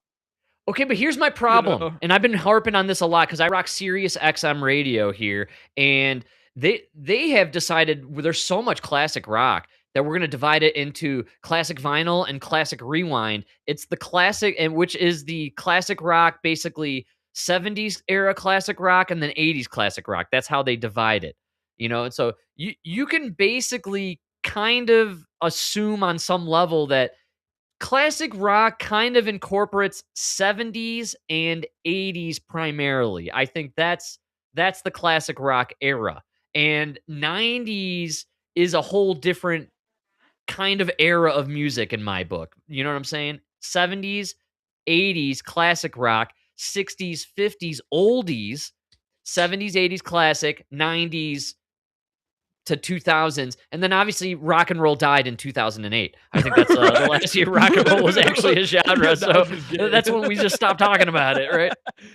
But the problem is there's not enough channels, not enough airspace. It's all right. No, I hear you, man. I'm I don't actually think I shocked. could. I don't think I could do the show. Our internet is cutting. I don't know what's going on. You got too many people using the internet in the room there. That's what I'm trying to figure out. Like, what's the problem is that when the Wi-Fi is being spread, it's being utilized too much. And here's the issue too: you're probably using 5G technology mechanics. You got to move into the 6G world. You saw Trump announce a week ago. Yeah. We need the G that penetrates the cellular level of your body, so we can really manipulate your mind and really put in some MK Ultra. No, just whatever will bounce off your heart, so that we could read it from 30 miles away. That's right, Ghost Murmur, baby. Yeah, that's right, man. Yes, dude. It's amazing you're jumping back in and out. Are you still able to hear me though when you jump out? Like, how does that work? No. Well, yeah, kind of. Nice. It's only like resetting for a minute. Good. So then I can just talk nonstop, and you can just join in whenever you want. I don't have to hear any of your ideas, and I could just bloviate and be a narcissist asshole, right? That's what I can do the whole time. You're a podcaster now. That's right, yeah. Now let me talk about myself and how some other podcaster was talking about me, and then oh, hey, Ben Shapiro, I got a question. That's right, yeah. Basically, Dave Rubin's whole show. Yeah. Spend the whole day talking about how you were talking about me. Yeah. Well, since Mike's cutting out and he's sort of here, sort of not, gives me a little opportunity to talk about my weekend. I had a great time. I went up to Red Rocks Amphitheater in Morrison, Colorado. I would say now I have not been to the Gorge in Washington State, which I know many people claim is one of the greatest venues to see live music. I personally, based on my own experiences, believe Red Rocks Amphitheater is the single greatest place to go see live music anytime, anywhere, any band, any genre. We went last night to see Sublime, and this is a live shot from the show, and almost kind of the angle that I was seeing the show, actually, which is kind of crazy. In the center there, young Bradley Nowell, I don't know his first name, but the singer, Bradley Nowell's son. His name. Yeah, I always forget the name. Jacob, I think, is the name. Jacob is the guy. Yeah. On the left there, you see the bass player, Eric Wilson, and then you got Bud Gott, the drums. Great show, Mike. Was it good? Absolutely great show. I had a wonderful time. It was an interesting experience. So, when we first were there, it was a very beautiful day, and then the temperature plummeted about 30 degrees when the sun went down, and it was freezing balls cold. And terrible. I was one of the people who drove, and so I had multiple layers on, but I didn't have that necessary liquid courage layer. You know, the one that is below the skin, the whiskey warmth layer, man. So I was shivering a bit, but I still enjoyed a couple of joints during the show, and they definitely played Smoke 2 joints. They played all the hits, but when the show kicked off, it was a little cold because Pepper, who opened for them, went a little bit longer than usual. They're having a good time. Pepper, man. Wow. I've seen Pepper now 3 times, I think. Those dudes, first of all, their music is just getting high and getting laid. That's all their music is about, just getting laid. And their whole show is, we're going to pump you up till you all start getting laid right now. Like, this is the whole show. Dude, the bass player, the bass player, who is one of the lead singers, his bass is almost touching his ankles, the bottom of the bass. It's so low.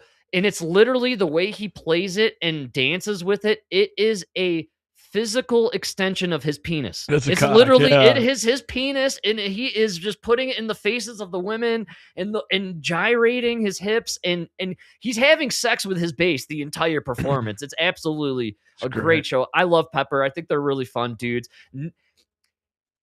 The least serious music in the world. Like, you have Bruce Springsteen doing his like streets of fighting the tyrant and all this stuff, and then you have Pepper like talking about getting laid at the show and flowing down the streets of Minneapolis. Pepper and Bruce, man, wow! I'll go to 100 Pepper shows before I go to a Bruce show because these guys are having fun, man. You know, one is just opening for Sublime. The other one's charging $9,000. No! Yeah, that's crazy. Not kidding. Such a blast. Pepper was a great time. 2 songs into Sublime's set, I had this creeping fear up my spine, basically like, oh no, did we just pay money to see a cover band? Are we seeing a cover band? You know what I'm saying? Yes, like, that's they what crept you over did. me. You did, yeah. No, actually. Oh.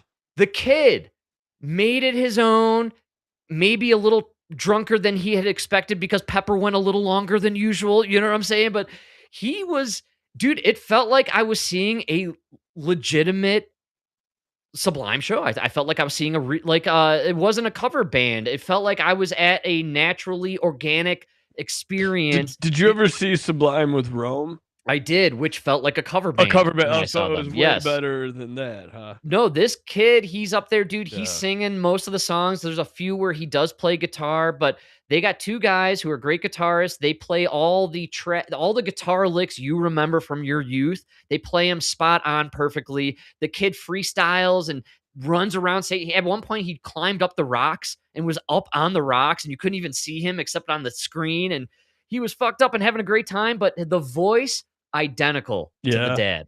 And so he's making it his own. I felt like I saw a legitimate Sublime show. It ended up being a lot of fun. Everyone had a blast. And all I could think about was there's still something wonderful and beautiful about 1,000 people singing in unison to music that they've loved for 30 years or 40 their whole years, life. you know? Yeah. And moments where the guy didn't even have to sing, just stick the microphone out there and the whole crowd is singing in unison perfectly. You know, that's why I never got down with EDM and the DJ stuff and all that jazz. I don't know why, but like when you go see live music, there's a beautiful unification and synchronicity that comes with singing aloud and just being a part of the mob and being in the moment. And you know, we all come from different walks of life and we all voted differently in 2024. But you know what? For a little moment there, we can all sing Santeria together and forget our problems and issues and divisions and really enjoy a beautiful moment and recall that we all at some point 30 years ago cruised around in our shitty beater cars and smoked joints listening to this CD on our Discman, man. You know what I'm saying? So it felt like, I don't know. Music still unifies is my whole point. That's and so funny. Yeah, you no matter where you grew up, you were burning a CD with that song. Totally, man. Yes, dude. Napster. I don't know. Yeah.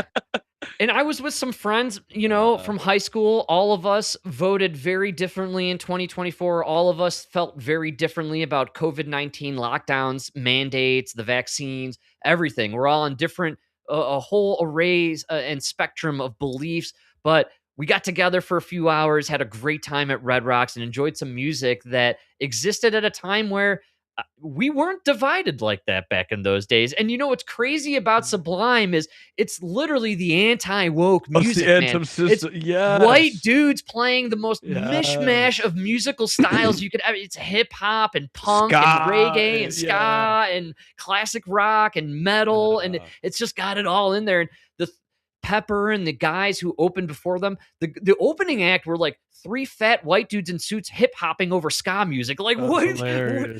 Your woke narrative bullshit of the modern era, your identity politics doesn't pass the sniff test from the era we came from when everything was coming together, man. You know, like that's why Green Day, you're a joke. You made your whole fucking your whole thing was against the system, and here you are, anti-Trump, pro-Kamala. Pro Kamala? You should be anti-Kamala, anti-Trump. You should be anti all of them. You know what I mean? Like, Yes, absolutely, man. Totally. No, supporting Kamala Harris and then being Bruce Springsteen and doing a No Kings tour across the country when now it's the party time for you- porn in the USA. Like, what? You know, it's a protest song, dude. Dude, the party you support installed a puppet and you voted for the puppet, man. Like a literal coup d'etat in your own party, and you're like, this is our side, man. I like this. Yeah. Well, it is a great weekend celebratory, if you will. Mike, I'm exhausted, man. I had a hell of a week. It is our Super Bowl this Monday in the marijuana community. Yeah. 420 is upon us, sir. I love 420. Man. I can't believe it, man. This year it's over. What's going on? Dude, who cranked up that CERN machine is the question we're all asking, man. We're at the end of April already? Yeah. We're there, dude. Summertime is upon us already. I got to plant my garden here in a few weeks. It's crazy, Almost man. Mother's Day, dude. We're a couple weeks away. Oh, that's insane, man, actually. Yeah, Mother's Day is the planting of the garden. That's when Absolutely. we plant. It's 420, dude, and we talked about it pretty much every year on the podcast, which is why I love to do it.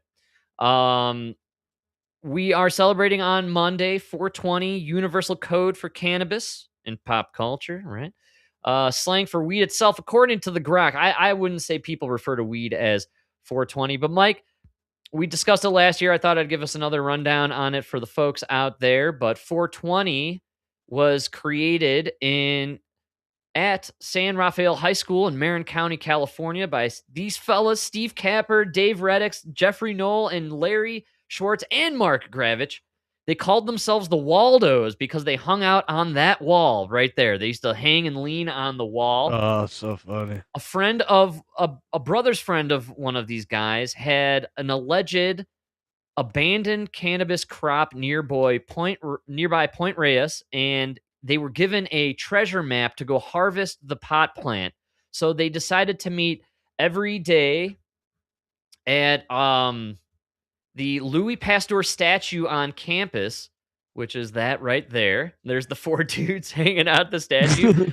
Every day they would meet at 420, and then they would go out and search for this treasured pot plant that existed. And now 420 was chosen allegedly because it was the perfect moment in time between when they got out of their sports and then before their parents got home. And isn't that the truth, though? That magic hour as a kid between school and sports being done and the parents get home, and you get that like 45-minute time frame where you could just cause as much trouble as you want and do whatever is on your mind, man. Apparently one of these dudes ended up getting really into the Grateful Dead and touring with the Dead. He was in this group called the Deadhead Flyers, and High Times magazine did a whole expose on these dudes. And that's where they coined for the first time and printed 420 as a thing. They ended up making rally flyers for it. And then through the Dead and the Deadheads who follow the Dead, and that article, it became this whole thing. And then over time, 420 became the weed holiday that it is. We got these jamokes right here to thank for the 420. Wow.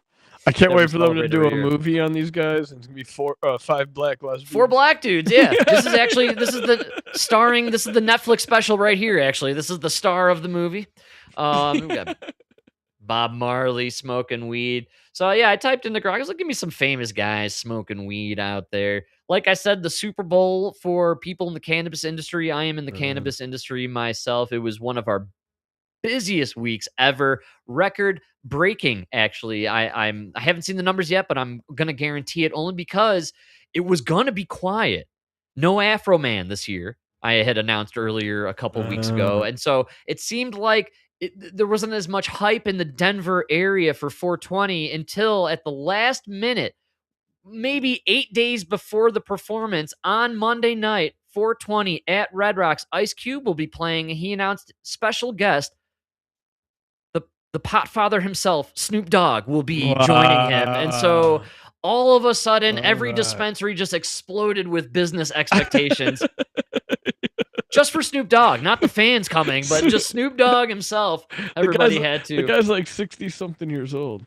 He loves smoking weed, man. So funny. I was chatting about Snoop Dogg coming to town with some people at the warehouse, and one of the guys said, I've seen Snoop Dogg 3 times. And I was like, wow, that's pretty impressive.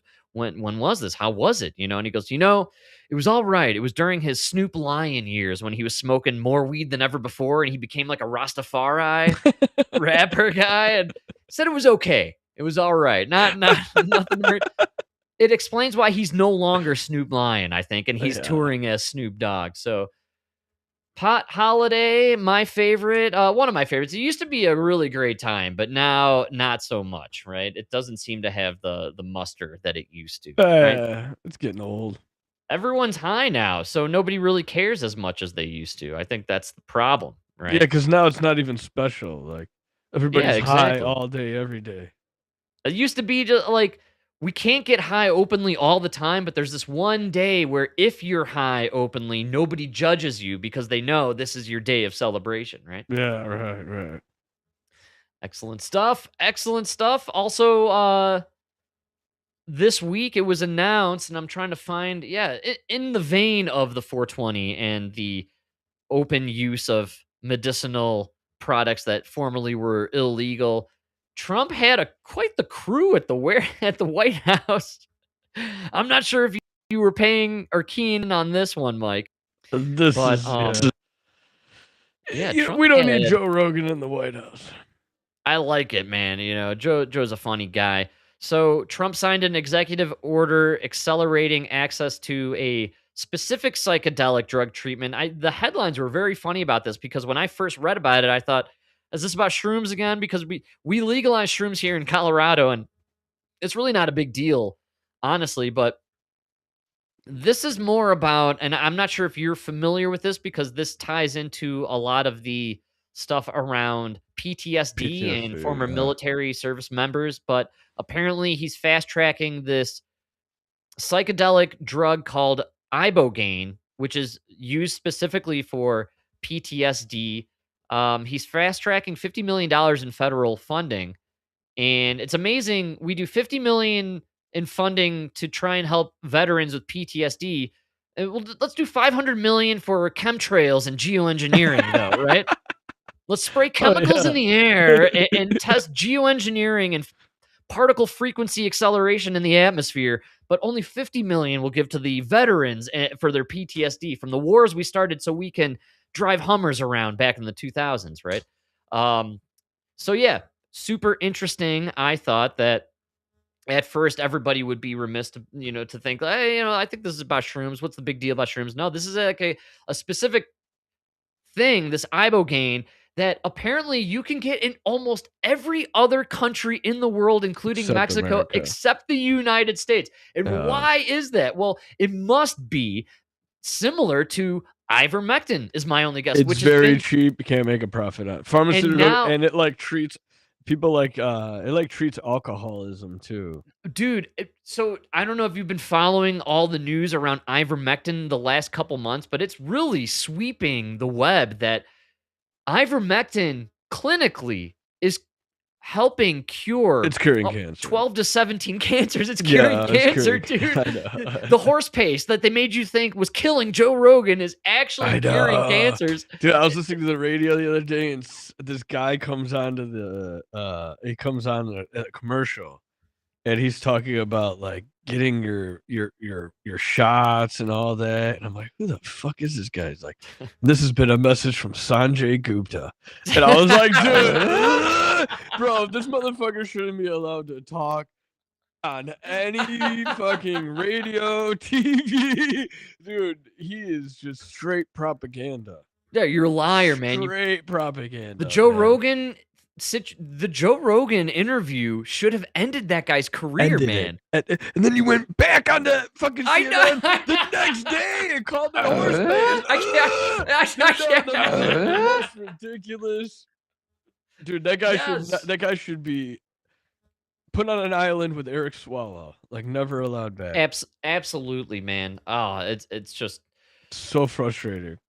Very frustrating. And it's funny, we're here now, all this stuff with health, and Finally, I mean, again, I was talking about it earlier where like we're constantly being divided and pushed towards these extremes, but the MAGA movement, I think, has been very successful on many different fronts, especially the MAHA, Make America Healthy Again front. Absolutely. And quietly in the news, Gatorade decides to make the proclamation that they are making a major change to their Gatorade formula, which is basically fructose corn syrup at this point and sugar, more sugar on top of the fructose. It's just a lot of sugar, yeah. They have decided and announced that they are going to overhaul the iconic recipe and replace their artificial F, D, and C dyes with natural plant-based colors from fruits, vegetables, algae, turmeric, and I'm not familiar with this one. I'm assuming Bill Gates owns a patent on it, butterfly pea flower. I'm not 100% on that one, but guaranteed Bill Gates has something to do with it. I just love, ever since RFK came in, all these companies who are like, all right, all right, we'll stop using this poisonous oil byproduct as a food coloring. I guess we'll use this fruit and flour alternative that we had the whole time. Not only that, fine. Do you know what it is though? They're like, fine. We'll use the same formula we're giving to Europe. Fine. We'll stop poisoning you. Just like we're not poisoning the Europeans. Wait a minute. You guys have had this the whole time? Not only have we had it, we've had it in abundance enough to sell to every other country. Oh, we literally have to split the factory between the poison side and the non-poison side. You get the poison. We actually spend more money to poison you because we gotta clean the systems in between. It's a whole. We actually gotta go out of our way to poison you. It's a whole thing. Do you know about the kosher Coke bottles that they sell? And have you ever seen these viral videos where kosher Coke? Dude, the Coke they sell to the Jews has a special top on it, so you know it has. So it's less poison. So it's not poisonous? It has sugar cane. The regular Goyim Coke has fucking fructose in it, and the Jew Coke has sugar cane. Yes, dude. Yes. That's so insane. No, I'm telling you. Everything we consume in America, it's like they had to create two factories. Okay, this is the poison we sell to the Americans, and then this one we give to the rest of the world. Well, that's actually one factory where the waste product is just going into the other factory. That's right, yeah. That's the American food. Yes, man. It's so crazy. I know, I always go back to Putin, where it was like, he doesn't want GMOs. You know right. what I mean? And he's like, no, we don't want any of that glyphosate, that Roundup. No, we're not putting that on. And they're like, this guy's Hitler. Mao Zedong over here, dude. You see how this dictator treats his slaves? It's unbelievable. Oh, man. Well, it seems like every time there's good news with RFK and the MAHA movement, which again, I cannot reiterate enough, it is the silver lining and the shining star of the MAGA movement and Trump's first term. There's no doubt about it. It's the one move he made. You know, this guy's getting aluminum out of the vaccines. He's trying to find the cause of autism. I mean, hold on. The aluminum that wasn't there. Right. Until they decided to take it out. Well, no, remember they said, no, there's no aluminum in there. And they're like, oh, wait, the aluminum that we need in order for the vaccines to work? Oh, that aluminum. We need that in there, actually. Yeah. That's part of the vaccine. That's another one where it's like, all right, I guess we'll make it without it. Why wasn't that the first option? Oh, we're doing the European version too with the vaccines? We're running out of ways to poison you guys. What's going on here? Now you're going to tell me you're going to take the fluoride out of the water. What's going on here? This is crazy. If I can't poison you through food, water, or vaccines, how are we going to kill half the population? I don't understand. Thank God we still have the chemtrails, Mike. Thank God. Yeah. We're spraying them nonstop, and the sheep can't even look up from their phones to realize they're being sprayed every day. Increase the chemtrail. Increase the chemtrail. Well, with RFK Jr., every time it's 2 steps forward, and I would say 3 steps back because we got the Gatorade situation. They're doing stuff with the vaccines. A lot of good news coming out, but all we could talk about this week, Mike, raccoon penises. Of course, RFK Jr. cutting off penises from roadkill. I mean, I'm going to say this, all right? I like RFK Jr. I think he's on to a lot of things. He's a very smart guy, but every once in a while, I'm like, what's with this guy's obsession with the dead animals and the roadkill? There's something weird going on. Well- He's cutting off the heads of whales and moving dead bears into Central Park, right? He's got a weird obsession here. See, and my whole thing is like, you can have your weird, your weird obsession is fine. You don't have to talk about it. Right, Look, great call. If you Yes. just never told anybody you cut the penis off a raccoon, nobody would know you cut the penis off a raccoon. Excellent point. Maybe Yes. take that one to the grave. Of course, yes. Or maybe on some level, don't write it in a diary, which is where we got this story about RFK Jr. There's a new book hitting the scene, and it's called RFK Jr. The Fall and Rise. And in it, there's an excerpt pulled from a 2001 diary entry from RFK about a situation where he pulled over on Interstate 684. This is November 11th, 2001.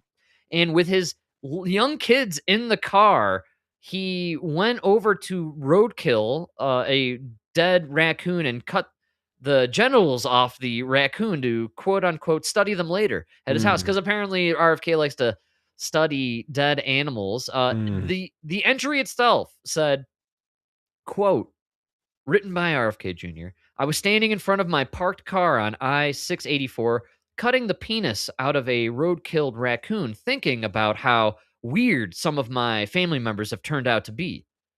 The incident fits a pattern of Kennedy's documented fascination with the dead animals.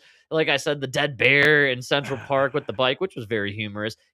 He was caught cutting a whale head off of a dead whale that he strapped to his car. And in the article, super interesting and kind of bizarre, he has had a lifelong fascination with collecting dead seagull skulls. And he has apparently dead seagull skulls all over his office or something. So RFK is a weird guy. It's a weird We guy. saw the red flags with the jeans in the hot tub bit with what's his name? Kid Rock. Kid Rock. Right? You know, raccoon penis. It's like a tradition in the moonshining world. Are you serious about this? I'm being 100% serious. Raccoons. No way, dude. Look it up. Google that shit up. Raccoons have a bone in their penis, and that penis bone is used in moonshining. They like put it in the little spout at the end there, and it like helps just control the flow into the jar. I don't know why they like specifically. You could just use a stick, but it's like a thing where they. Have you ever seen the show Moonshiners? They always talked about it. No, I am not a big fan of watching the Moonshiners, to be totally honest. Yeah, apparently it's a thing in moonshining. Cutting off the raccoon penis. They use the penis bone. Right. All right. Unfortunately, I think you threw Grok for a loop here.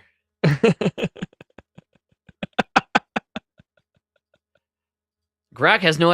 I think I'm being reported to the FBI right now, and it looks like some child porn was just uploaded to my computer in record time. Interesting stuff. So let's see. Your traditional moonshiners, especially in the hills, right? Yes, often use raccoon baculum or baculum, aka the penis bone, sometimes called we might get kicked off of YouTube for this one, a coon pecker, or Alabama toothpick, as it's well known in those parts. I like the Alabama toothpick. That's pretty good, right? All right. It's a natural drip tube or spout when distilling. All right, man. Yeah. Told you. Cool. Excellent. So always with RFK, not as crazy as you may That's think. what I always say. Yeah, like you know. Here's the thing, though, and I think this plays along the lines with RFK and people of his ilk, political royalty, especially in America, but across the pond and all over the world. These elites, these one percenters. Cautionary tale in my mind of too much wealth and too much free time. You know what I'm That's what- saying? yeah, Like a guy 100%, has yeah. got all this money. Yeah, Overeducated, you know what I'm yeah. saying? And then Yeah. he's a Kennedy cruising down the road Especially in 'cause you're- upstate New York, you know, and he pulls over to cut off the penis because of moonshining tradition. Like, dude, you got too much money, too much I don't time on think your he was hands, doing it man. because of moonshining tradition, but I think what happens is, like, especially you're a Kennedy. By the time you're 28, you've already fucked Right. your share of fucking. You've already Right. drank your share Yes. of booze. You've already, you know what I mean? You've done it all. And But this guy's he's 70.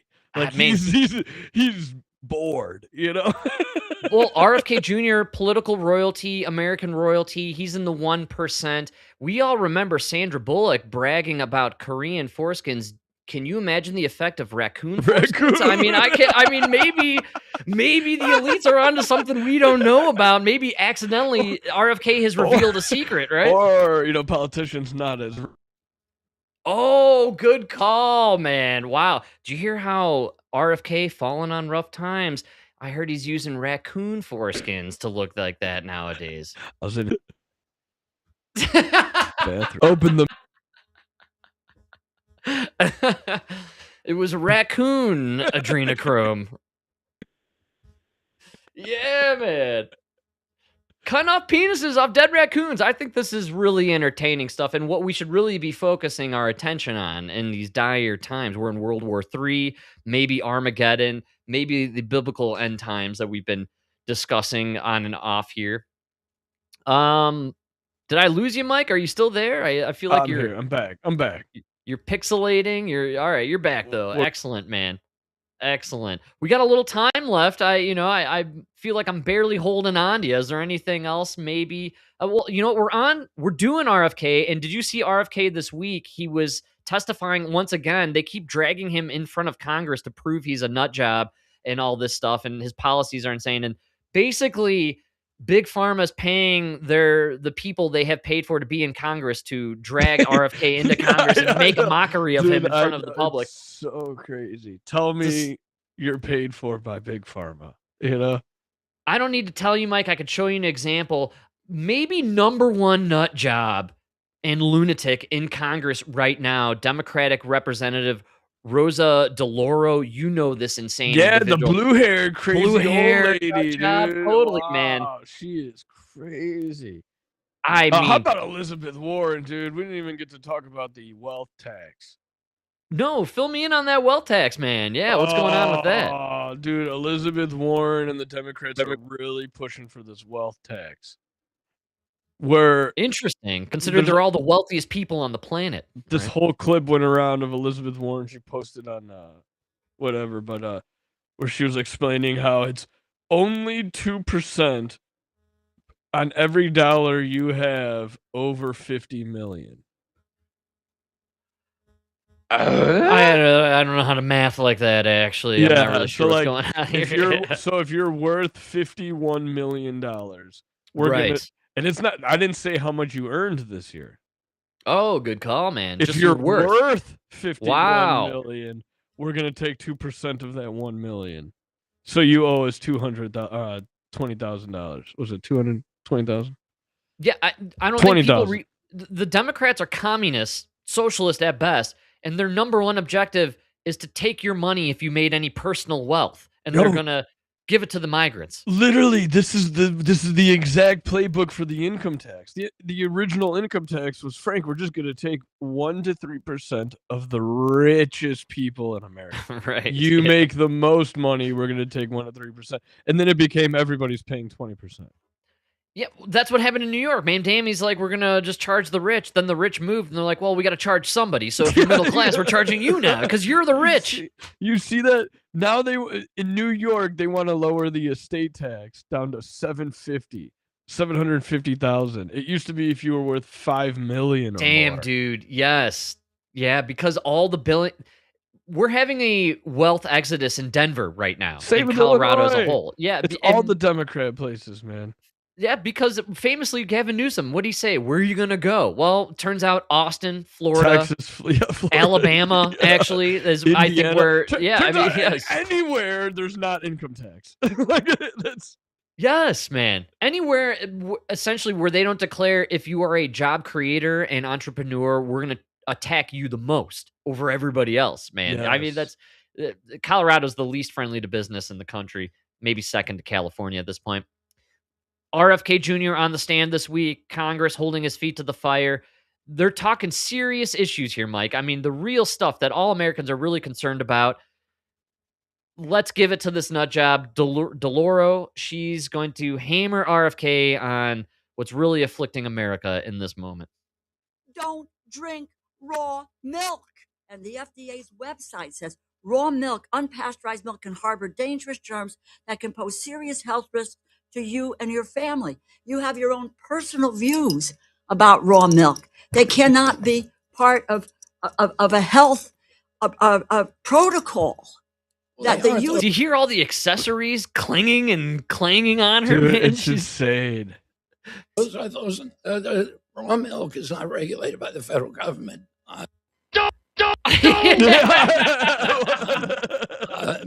Congresswoman Delora. Unpasteurized milk. Hey, it's regulated by the states. It's not regulated by us. You are the Secretary of Health and Human Services. Is there not some moral responsibility or compunction to say, don't drink raw milk? Don't do that. If I were the head of HHS, I would, by God, say, don't take raw milk. It is dangerous to your health. And if you can't say that, well, maybe there's some other conclusions that can be drawn. Thank you. Look at how insane this human being is, man. He corrected her in the middle of this insane rant and said, I'm not in charge of that. That's a state issue that people can deal with. She decides, okay, well, my point now is I need to hear you condemn and denounce. You must denounce raw milk. How could you morally look at yourself in the mirror without denouncing raw milk? These people have completely lost their minds, man. Because, Frank, how many times do you go to do something maybe healthy, maybe not healthy, and you think, what would the HHS secretary say about this decision? You know what I mean? Like, nobody cares. I'm going to go for a run today, but first, what did that guy who cut off that raccoon penis think about my jog? I mean, is this something he would approve? The guy with the brainworm. What is he? Yeah. I love There were some hilarious moments from this whole thing. There was one point where he was being called out. It might have been Elizabeth Warren, actually, now that I think about it, but he was being called out for having no medical credentials whatsoever. And he literally said 22 of the last 24 health secretaries were not medically non-doctors cleared or licensed individuals. Yeah, it's like it's not a thing. It's man. not a thing. Yeah. So it's just so funny to me that these people they're riding this high of just moral something or other, like that, like they're better than everybody else, moral superiority, that they think they can ride that emotion without any statistical information or actually general knowledge of how the government works. Like she doesn't even know what the federal government is in charge of, but Mike, she's flying, baby. You know what's going on. You know what I'm saying? Like, she doesn't need facts or statistics or the Constitution. Not that there's anything wrong. I've got a feeling. She's got a feeling. Feeling deep inside. All the time. yeah. I love that, though. Yes. Like, ma'am, I'm not even in charge of that. Like, well, you could denounce it. Like, That's my favorite part about this. And dude, that's when you think about everything with the left and the identity politics, it's either you are all in on celebrating and being aware and dedicating and getting on your knees and wearing the kafifa and the dashiki and bowing down to all these groups. Or if you don't do that, you must denounce. And if you don't denounce, then you're part of the problem. Then you are the villain if you're not denouncing. Frank, didn't you learn anything from BLM? Silence is that's violence. Right. Don't. Remember that, dude? Your silence is violence. If you weren't actively anti-racist, you were just as bad as the racist. Bro, was there a bigger grift in our lifetime, maybe second to COVID, than the BLM riots and the BLM movement? I mean, come on. By the way, where are all those grifters now? They're either in jail for their mansions or they got away with it and are living in their mansions. Right? Bro, and I'll never forget. I'm working during COVID, you know, and like I go to this old crusty guy who's just alone, and I'm at his house working, and he's like, he's just red pilling the shit out of it. Like, everybody should have gone and listened to this old guy. Yes. He was just like, they tried this before. And I was like, what do you mean? He was like, yeah, back in the 70s, they had the BLM, but they were the BLA. And I was like, Yes, what? dude. I Yes, was like, man. he just like broke it all down. He's like, it happens every couple decades. And like, just, oh, it's so crazy when you get like the Dude. old timer. Dude, I think that's the beauty of time and age and, just kind of hanging back and observing. Yeah. You eventually see the pattern, Yes. and oh, okay, yeah, I've seen this. Well, maybe we complain about it because we're new to it, but maybe everything's been a reboot for all of time. It's Oh, just for constant sure. reboots and refreshes to be fresh, but it's just the same story. Dude, I just did the other day. We're at the I forgot we were at a school up in this like Latino neighborhood, and you could tell we were in this not abandoned section, but like there's no real classes going on, but these kids hang out there in the stairwell, and they're all these Latino kids, and they're wearing essentially Jenko jeans. Yes, And, man. dude, Yes. And I turned to the young guy and I was like, and he looked at me. He's like, "Did you used to wear those?" And I was like, "Yes." You'll notice over the years things just come back. And I was like, they're wearing what we call Jenkos. They're not called Jenkos anymore. There's something else. And I was like, but it doesn't matter what they call it because what we wore, we called Jenkos. And our parents were like, they just brought back the bell bottoms. Yes, dude. But we did. Yes, that's what it was, man. All cyclical. You know what I mean? Holy cow, you that's just so throw funny, a new man. name on it, and it becomes this generation's Jenko or whatever. Yes. You know? Oh, dude, that's so funny, man. Absolutely. It's just everything goes round and round and Round and round, man. Yeah. Speaking of going round and Of course, round. you're gonna get the baggy though. It's because you always get the backlash. Like dudes were literally going to like buy women's jeans. They were going so tight. That What was do you? like the Oh, you mean like 10 years ago during the hipster right, like movement. 5, Right. 10 years ago. Yes. Like, guys went like the tightest jeans. Guys were wearing capris. Where I was like, dude, that is women's clothes. It's So like a here's what- 90s mom's pants. Here's what's really funny about that is I remember asking Pepino about being a young classic rock guy in the 70s, but wearing the bell bottoms. And then and just the general style that was going on in the 70s. And he was just like, well, you don't understand. It wasn't my preference for the jean that I wanted to wear, but it was the only jean style that was being made. And Right. so, so like Levi from 74 to 77 just pumped out tight jeans, right? And so everyone's rocking the tight jeans, man. And I was thinking about it not too long actually, because I got like four or five. I went to levis.com and I pumped in my size and I bought 4 styles of a variation of the one jean that I like that fits me. And they all came in and they're great. I've been wearing them for a couple years now, and Levi's are great. You can rock them for a while. And they have the perfect kind of loose fit that I like. You know what I mean? There's classic dude jeans.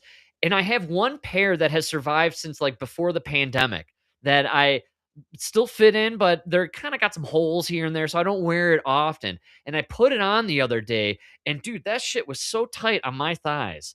And I was just thinking about like, man, you know what? They're by the way, same size though, same waist, Right. and Right, same size, different cut. but Different just cut. at the thigh, I'm like, holy cow, these are skinny jeans, man. Like, skinny what is jeans. going on, dude? And it was just because they were bought at a time when we were still rocking tight jeans, man. Everything Even though was I bought, tight. dude, it's Everything was loose tight. fit. It is loose fit Loose fit, Levi's from everything was tight, 2019, but it's yeah. freaking tight, man. Like Everything your was balls are jutting out of that thing, man. It's crazy, dude. Yeah, I remember when maybe it was like 2010, 2011. I like remember going and buying a regular fit pair of jeans. Yes. And I like couldn't even get it over my ass. I'm like, what's going on here, dude? My fucking thighs and ass are too fat. Can't get it over. And Absolutely. I had to go loose fit after that. Yeah. Yeah, man. Yeah. But now times are changing. Everything's extra loose. So you got to go tight fit now. Go back to because tight regular. fit- Now I'm a regular fit. Yeah. I think I'm gonna do tight just because I can see the trend. I see where we're hedging right now. So hey, folks, I drive that Keep it Subaru. tight. There's no doubt about it, man. Speaking of going round and round and round, Mike, though, it seems like every week, what happens?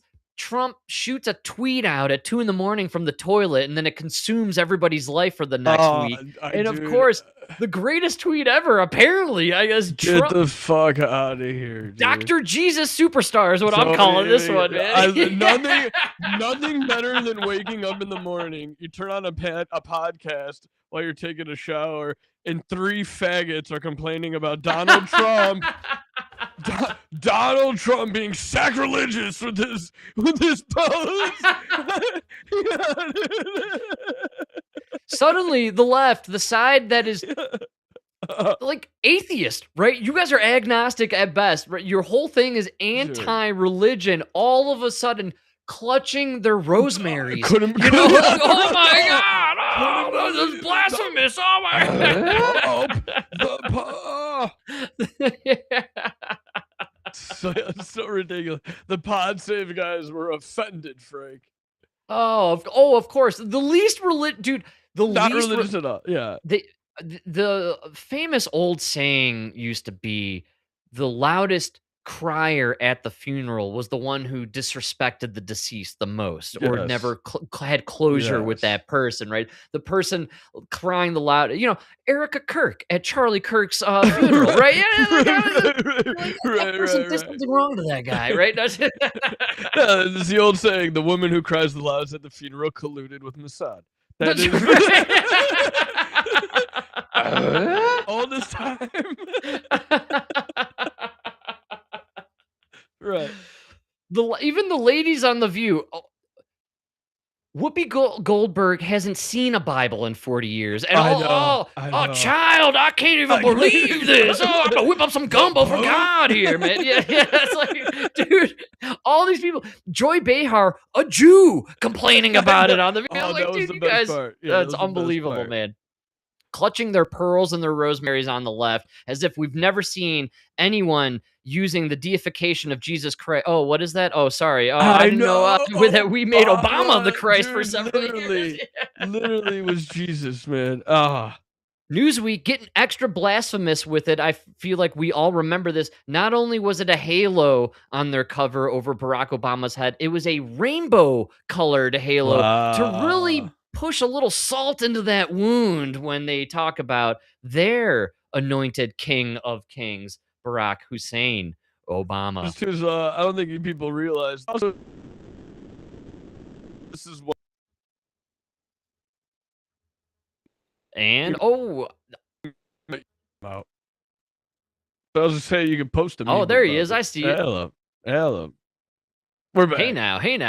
Yeah, is he there? Yes. All right. Now, you can post memes about Jesus. Actually, you can make nobody movies. Dies. Nobody. Yes.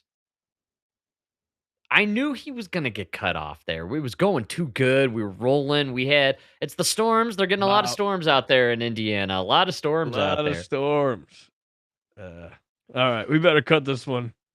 You're done? That's it? Yeah, everything's lagging now. All right. You can't see me anymore. We've hit the mark. We've hit the point in time. Yeah. Bill Maher had a nice little monologue in his show on Friday where he made fun of the liberals all clutching their pearls and claiming all of a sudden that they are holier than thou and they believe in the Pope. I'm a fan of the Bible. I like the Christianity belief, and I'm a fan of Jesus and all the teachings and what have you. And whenever I kind of dig into all that stuff, in my own personal belief and position, the Pope and the Vatican seems kind of like an evil institution that corrupted and co-opted Christianity and Catholicism and made it this institution that, in a lot of ways, I think has been corrupted over time. There are numerous examples over the eras of corrupt popes, man. Pope Alexander VI, Pope John the 12th, Pope Benedict the 9th. It goes on and on, even up to Pope Leo X, who was the other Pope Leo back during the 1500s, who was allegedly a corrupt pope and all that stuff. And so I find it all very funny that everybody clutched their rosemarys and their pearls over this feud of Trump and It's the Pope. fake. It's tedious. It's Totally fake. Total It's fake. TDS. Absolutely hilarious stuff, in my opinion. And basically got buried throughout this week after all the Iran stuff. But I do want to comment with this Pope because it hits home to our heart, Mike, right? I mean, he's a Chicago guy, right? Pope Leo. Southsider. Well, Worst kind of trash, dude. I'm telling you are psycho. You read my Worst thoughts. kind of trash. Here's the worst thing about the Pope right now, and I think I can tell Michael already agrees with me. He's from the South Side. Okay, that's the worst part about this guy. Worst part about him.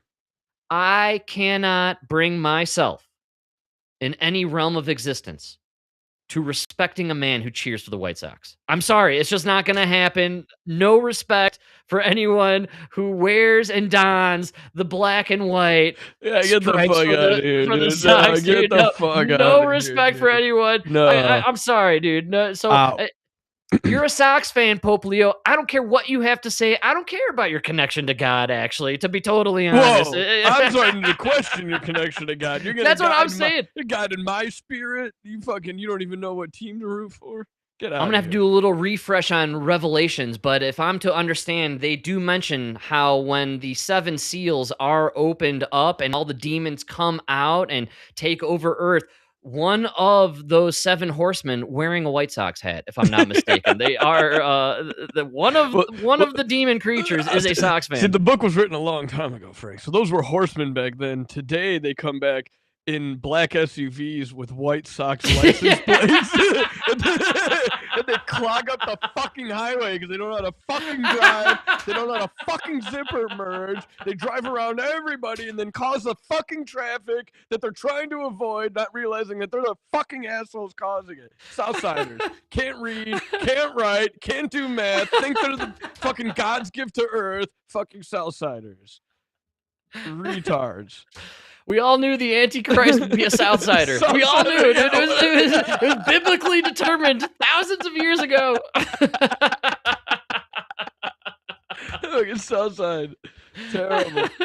Fucking Southsiders, man. You know what's so funny, too, is, not funny, but there was, like, that shooting where, like, 8 kids just got shot, like, in Atlanta or some shit. I don't know if you saw I did that see that, yeah. But they were like, they were like, yeah, it happened on the south side on West 79th Street. And I was like, yeah, every city. Chicago's the same way. It's always a numbered street on the south side. We use up all of our names in the good neighborhoods, and then we throw numbers on the shitty neighborhoods. And it's always like the south side and the west side of the city. It sucks. Absolutely, man. And that's why, folks, anything that's coming out about the Pope and Trump, don't believe a word of it. The guy's a Sox fan. That's all I'm saying, man. This guy cannot be trusted. That's all I'm throwing out there, man. There's no doubt about it. You're not wearing it right, Father. You got to put it backwards and tuck your ears into it like a real Southside fucking faggot. And then you put the sunglasses on the backside, right? Really, yeah, upside down, of course. The Oakleys. Yeah, and you only talk like this and you poke people in the chest when you're making your point, man. That's how that works. It's a whole thing. Have we been talking for more than 2 minutes and I didn't tell you where I'm from? I'm from Mount Greenwood. You didn't know that? You couldn't tell? I'm from Mount Greenwood. Yeah. Oh, you're from Beverly? And all stories have 3 points, right? It's all about every story you tell. You're trying to pull 3 points. 1, 2, 3. For those that don't know, the big joke in Chicago is, how do you know a guy's from the South Side? Wait 5 minutes. He'll tell you he's from the South Side. These motherfuckers, they like love to talk about, they love to brag about how they're from the shittiest part of a shitty city. It's so crazy. This is why I explained it to Emma like 5 or 6 years ago. Because she would always, when we'd be out, she'd be like, "Oh, you're from Chicago? Frank's from Chicago." I'm like, "No, don't say that. No, Don't. Because now it's a dick measuring contest of who was closer to Comiskey when we grew up. You know, like, yeah. "Oh, how far did you grow up away from Soldier Field?" And it's like, "Nah, dude, I'm from the northwest suburbs. I'm not even from Chicago. I don't want to play this. I don't want to piss and compete I over this." moved man. 1,000 miles away just to, Yeah, just to to not avoid this play this game, conversation. to avoid this attitude, to avoid everything. Dude, I had it the other day, man. This is like it's happened like so many times now. Where it's like blowing my mind. You see a group of men digging up a sewer, and you're gonna walk up with an attitude. Who the fuck do you think you are? Who the fuck do you think we are that we're in the mood for your fucking attitude? Yes. You know what I mean? We're literally Yes. at this trailer park. Like, we got this giant truck that's vacuuming. Oh, I keep losing you, Mike. This is unbelievable, man. This guy's just kidding. But dude, one truck's vacuuming it up. We got this fucking, it's a jetter truck. Dude, we're just pressure washing the dirt, hydro excavating. We're digging up a sewer because every time everybody flushes, it's going out into the lawn. You know what I mean? And this motherfucker comes in. He drives over our hoses. Gets out of his car. Gets in this little fucking faggot Mexican with his gay little lover next to him with the chest out. Come on. This is private property. What is going on? Who are you? You can't be. Yeah, dude, I literally looked at the motherfucker like, we're working on your sewer every time you shit. And he's like, the grass. You guys are ruining my grass. I was like, you have a cesspool underneath your property right now, and you're worried about the fucking grass? You're fucking coming to me about your fucking grass? I literally looked at the guy. I was like, this is the bottom of the list, buddy. I got a list of shit right now. And this is the bottom of my fucking list is your grass. And then he went inside. I'm like, who the fuck do you think you are? I got $900 an hour sitting here digging a hole in your front lawn to find a sewer. You know what I mean? Like, you're going to come up here with an attitude? Of course, man. We're covered in shit and fucking dirt and the last thing I give a fuck about is your grass. You know? What is wrong with people? Yeah, that's amazing. To have the gravitas and the gusto to just drive up in your 1993 Honda Civic and get out of the car like you're the fucking boss. Like you're gonna shut this operation down? No, dude.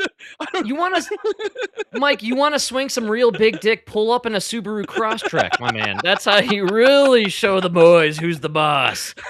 But it's always like these gay dudes and these women. They come out with these attitudes. And they're like, dude, who Absolutely. do you... Listen, I don't know who you think you are, but you definitely don't know who I am. And nobody here gives a fuck about especially in these schools. Listen, your authority ended at that door. I don't give a fuck if you're the principal of the world. I'm not a student.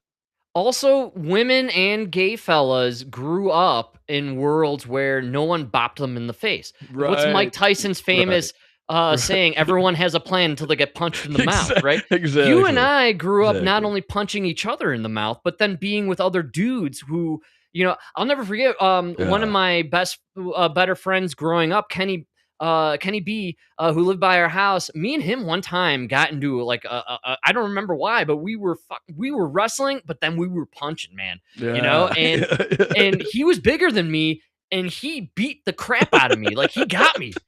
And I did boxing with him later on in life as friends. We did boxing, and amazingly, we stayed friends because that's what it's weird. Like all my friends, at one point or another, we've gone a couple blows, man. You know, at some point in our life, and when you're a young man and you go to blows with another man, you learn your limitations and what you're capable of, and then how vulnerable you are. Yes, you are humbled, and then later to save your life, I believe, because then later in life, when you're an adult and you are in these situations, you can assess the person in front of you and think, I'm going to watch what I say with this guy. Or, you know, you're not gonna, because you're one guy. You're marching up to three guys.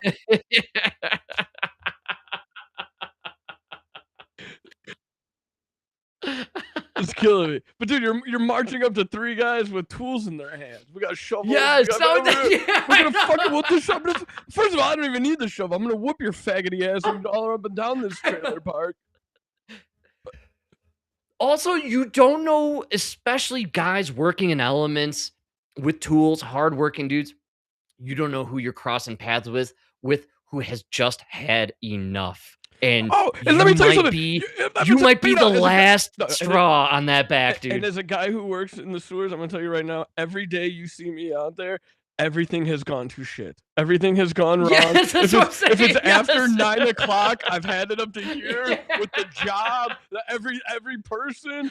That's what I'm saying. No, what's happening is you're dealing with a guy that's had so much shit go bad for him that he's ready to go to jail for the rest of his life for destroying you. Like, I'm ready now. I don't care anymore. I'm going to annihilate you and wipe you from the face of the earth. I think that's the problem that people don't understand. They don't understand. Mike, I keep losing you every 5 seconds. I gotta go. Yeah, I gotta We go. crushed it. Great show. Good times. Great oldies had by all. I want to thank everybody for hanging out and enjoying our conversation and our topics. Have a great rest of your week and weekend. I hope we don't encounter any World War III. I think Trump playing a little 4D checkers, and we might have walked out of this one. Yeah. Till next Sunday, same time, same place. Want to thank you all again. DJ Rodfather playing us out maybe until he gets cut off. We'll see how this goes. Folks, see you next week. Yeah! Oh, what a rocker. Hell yeah, man. Yes.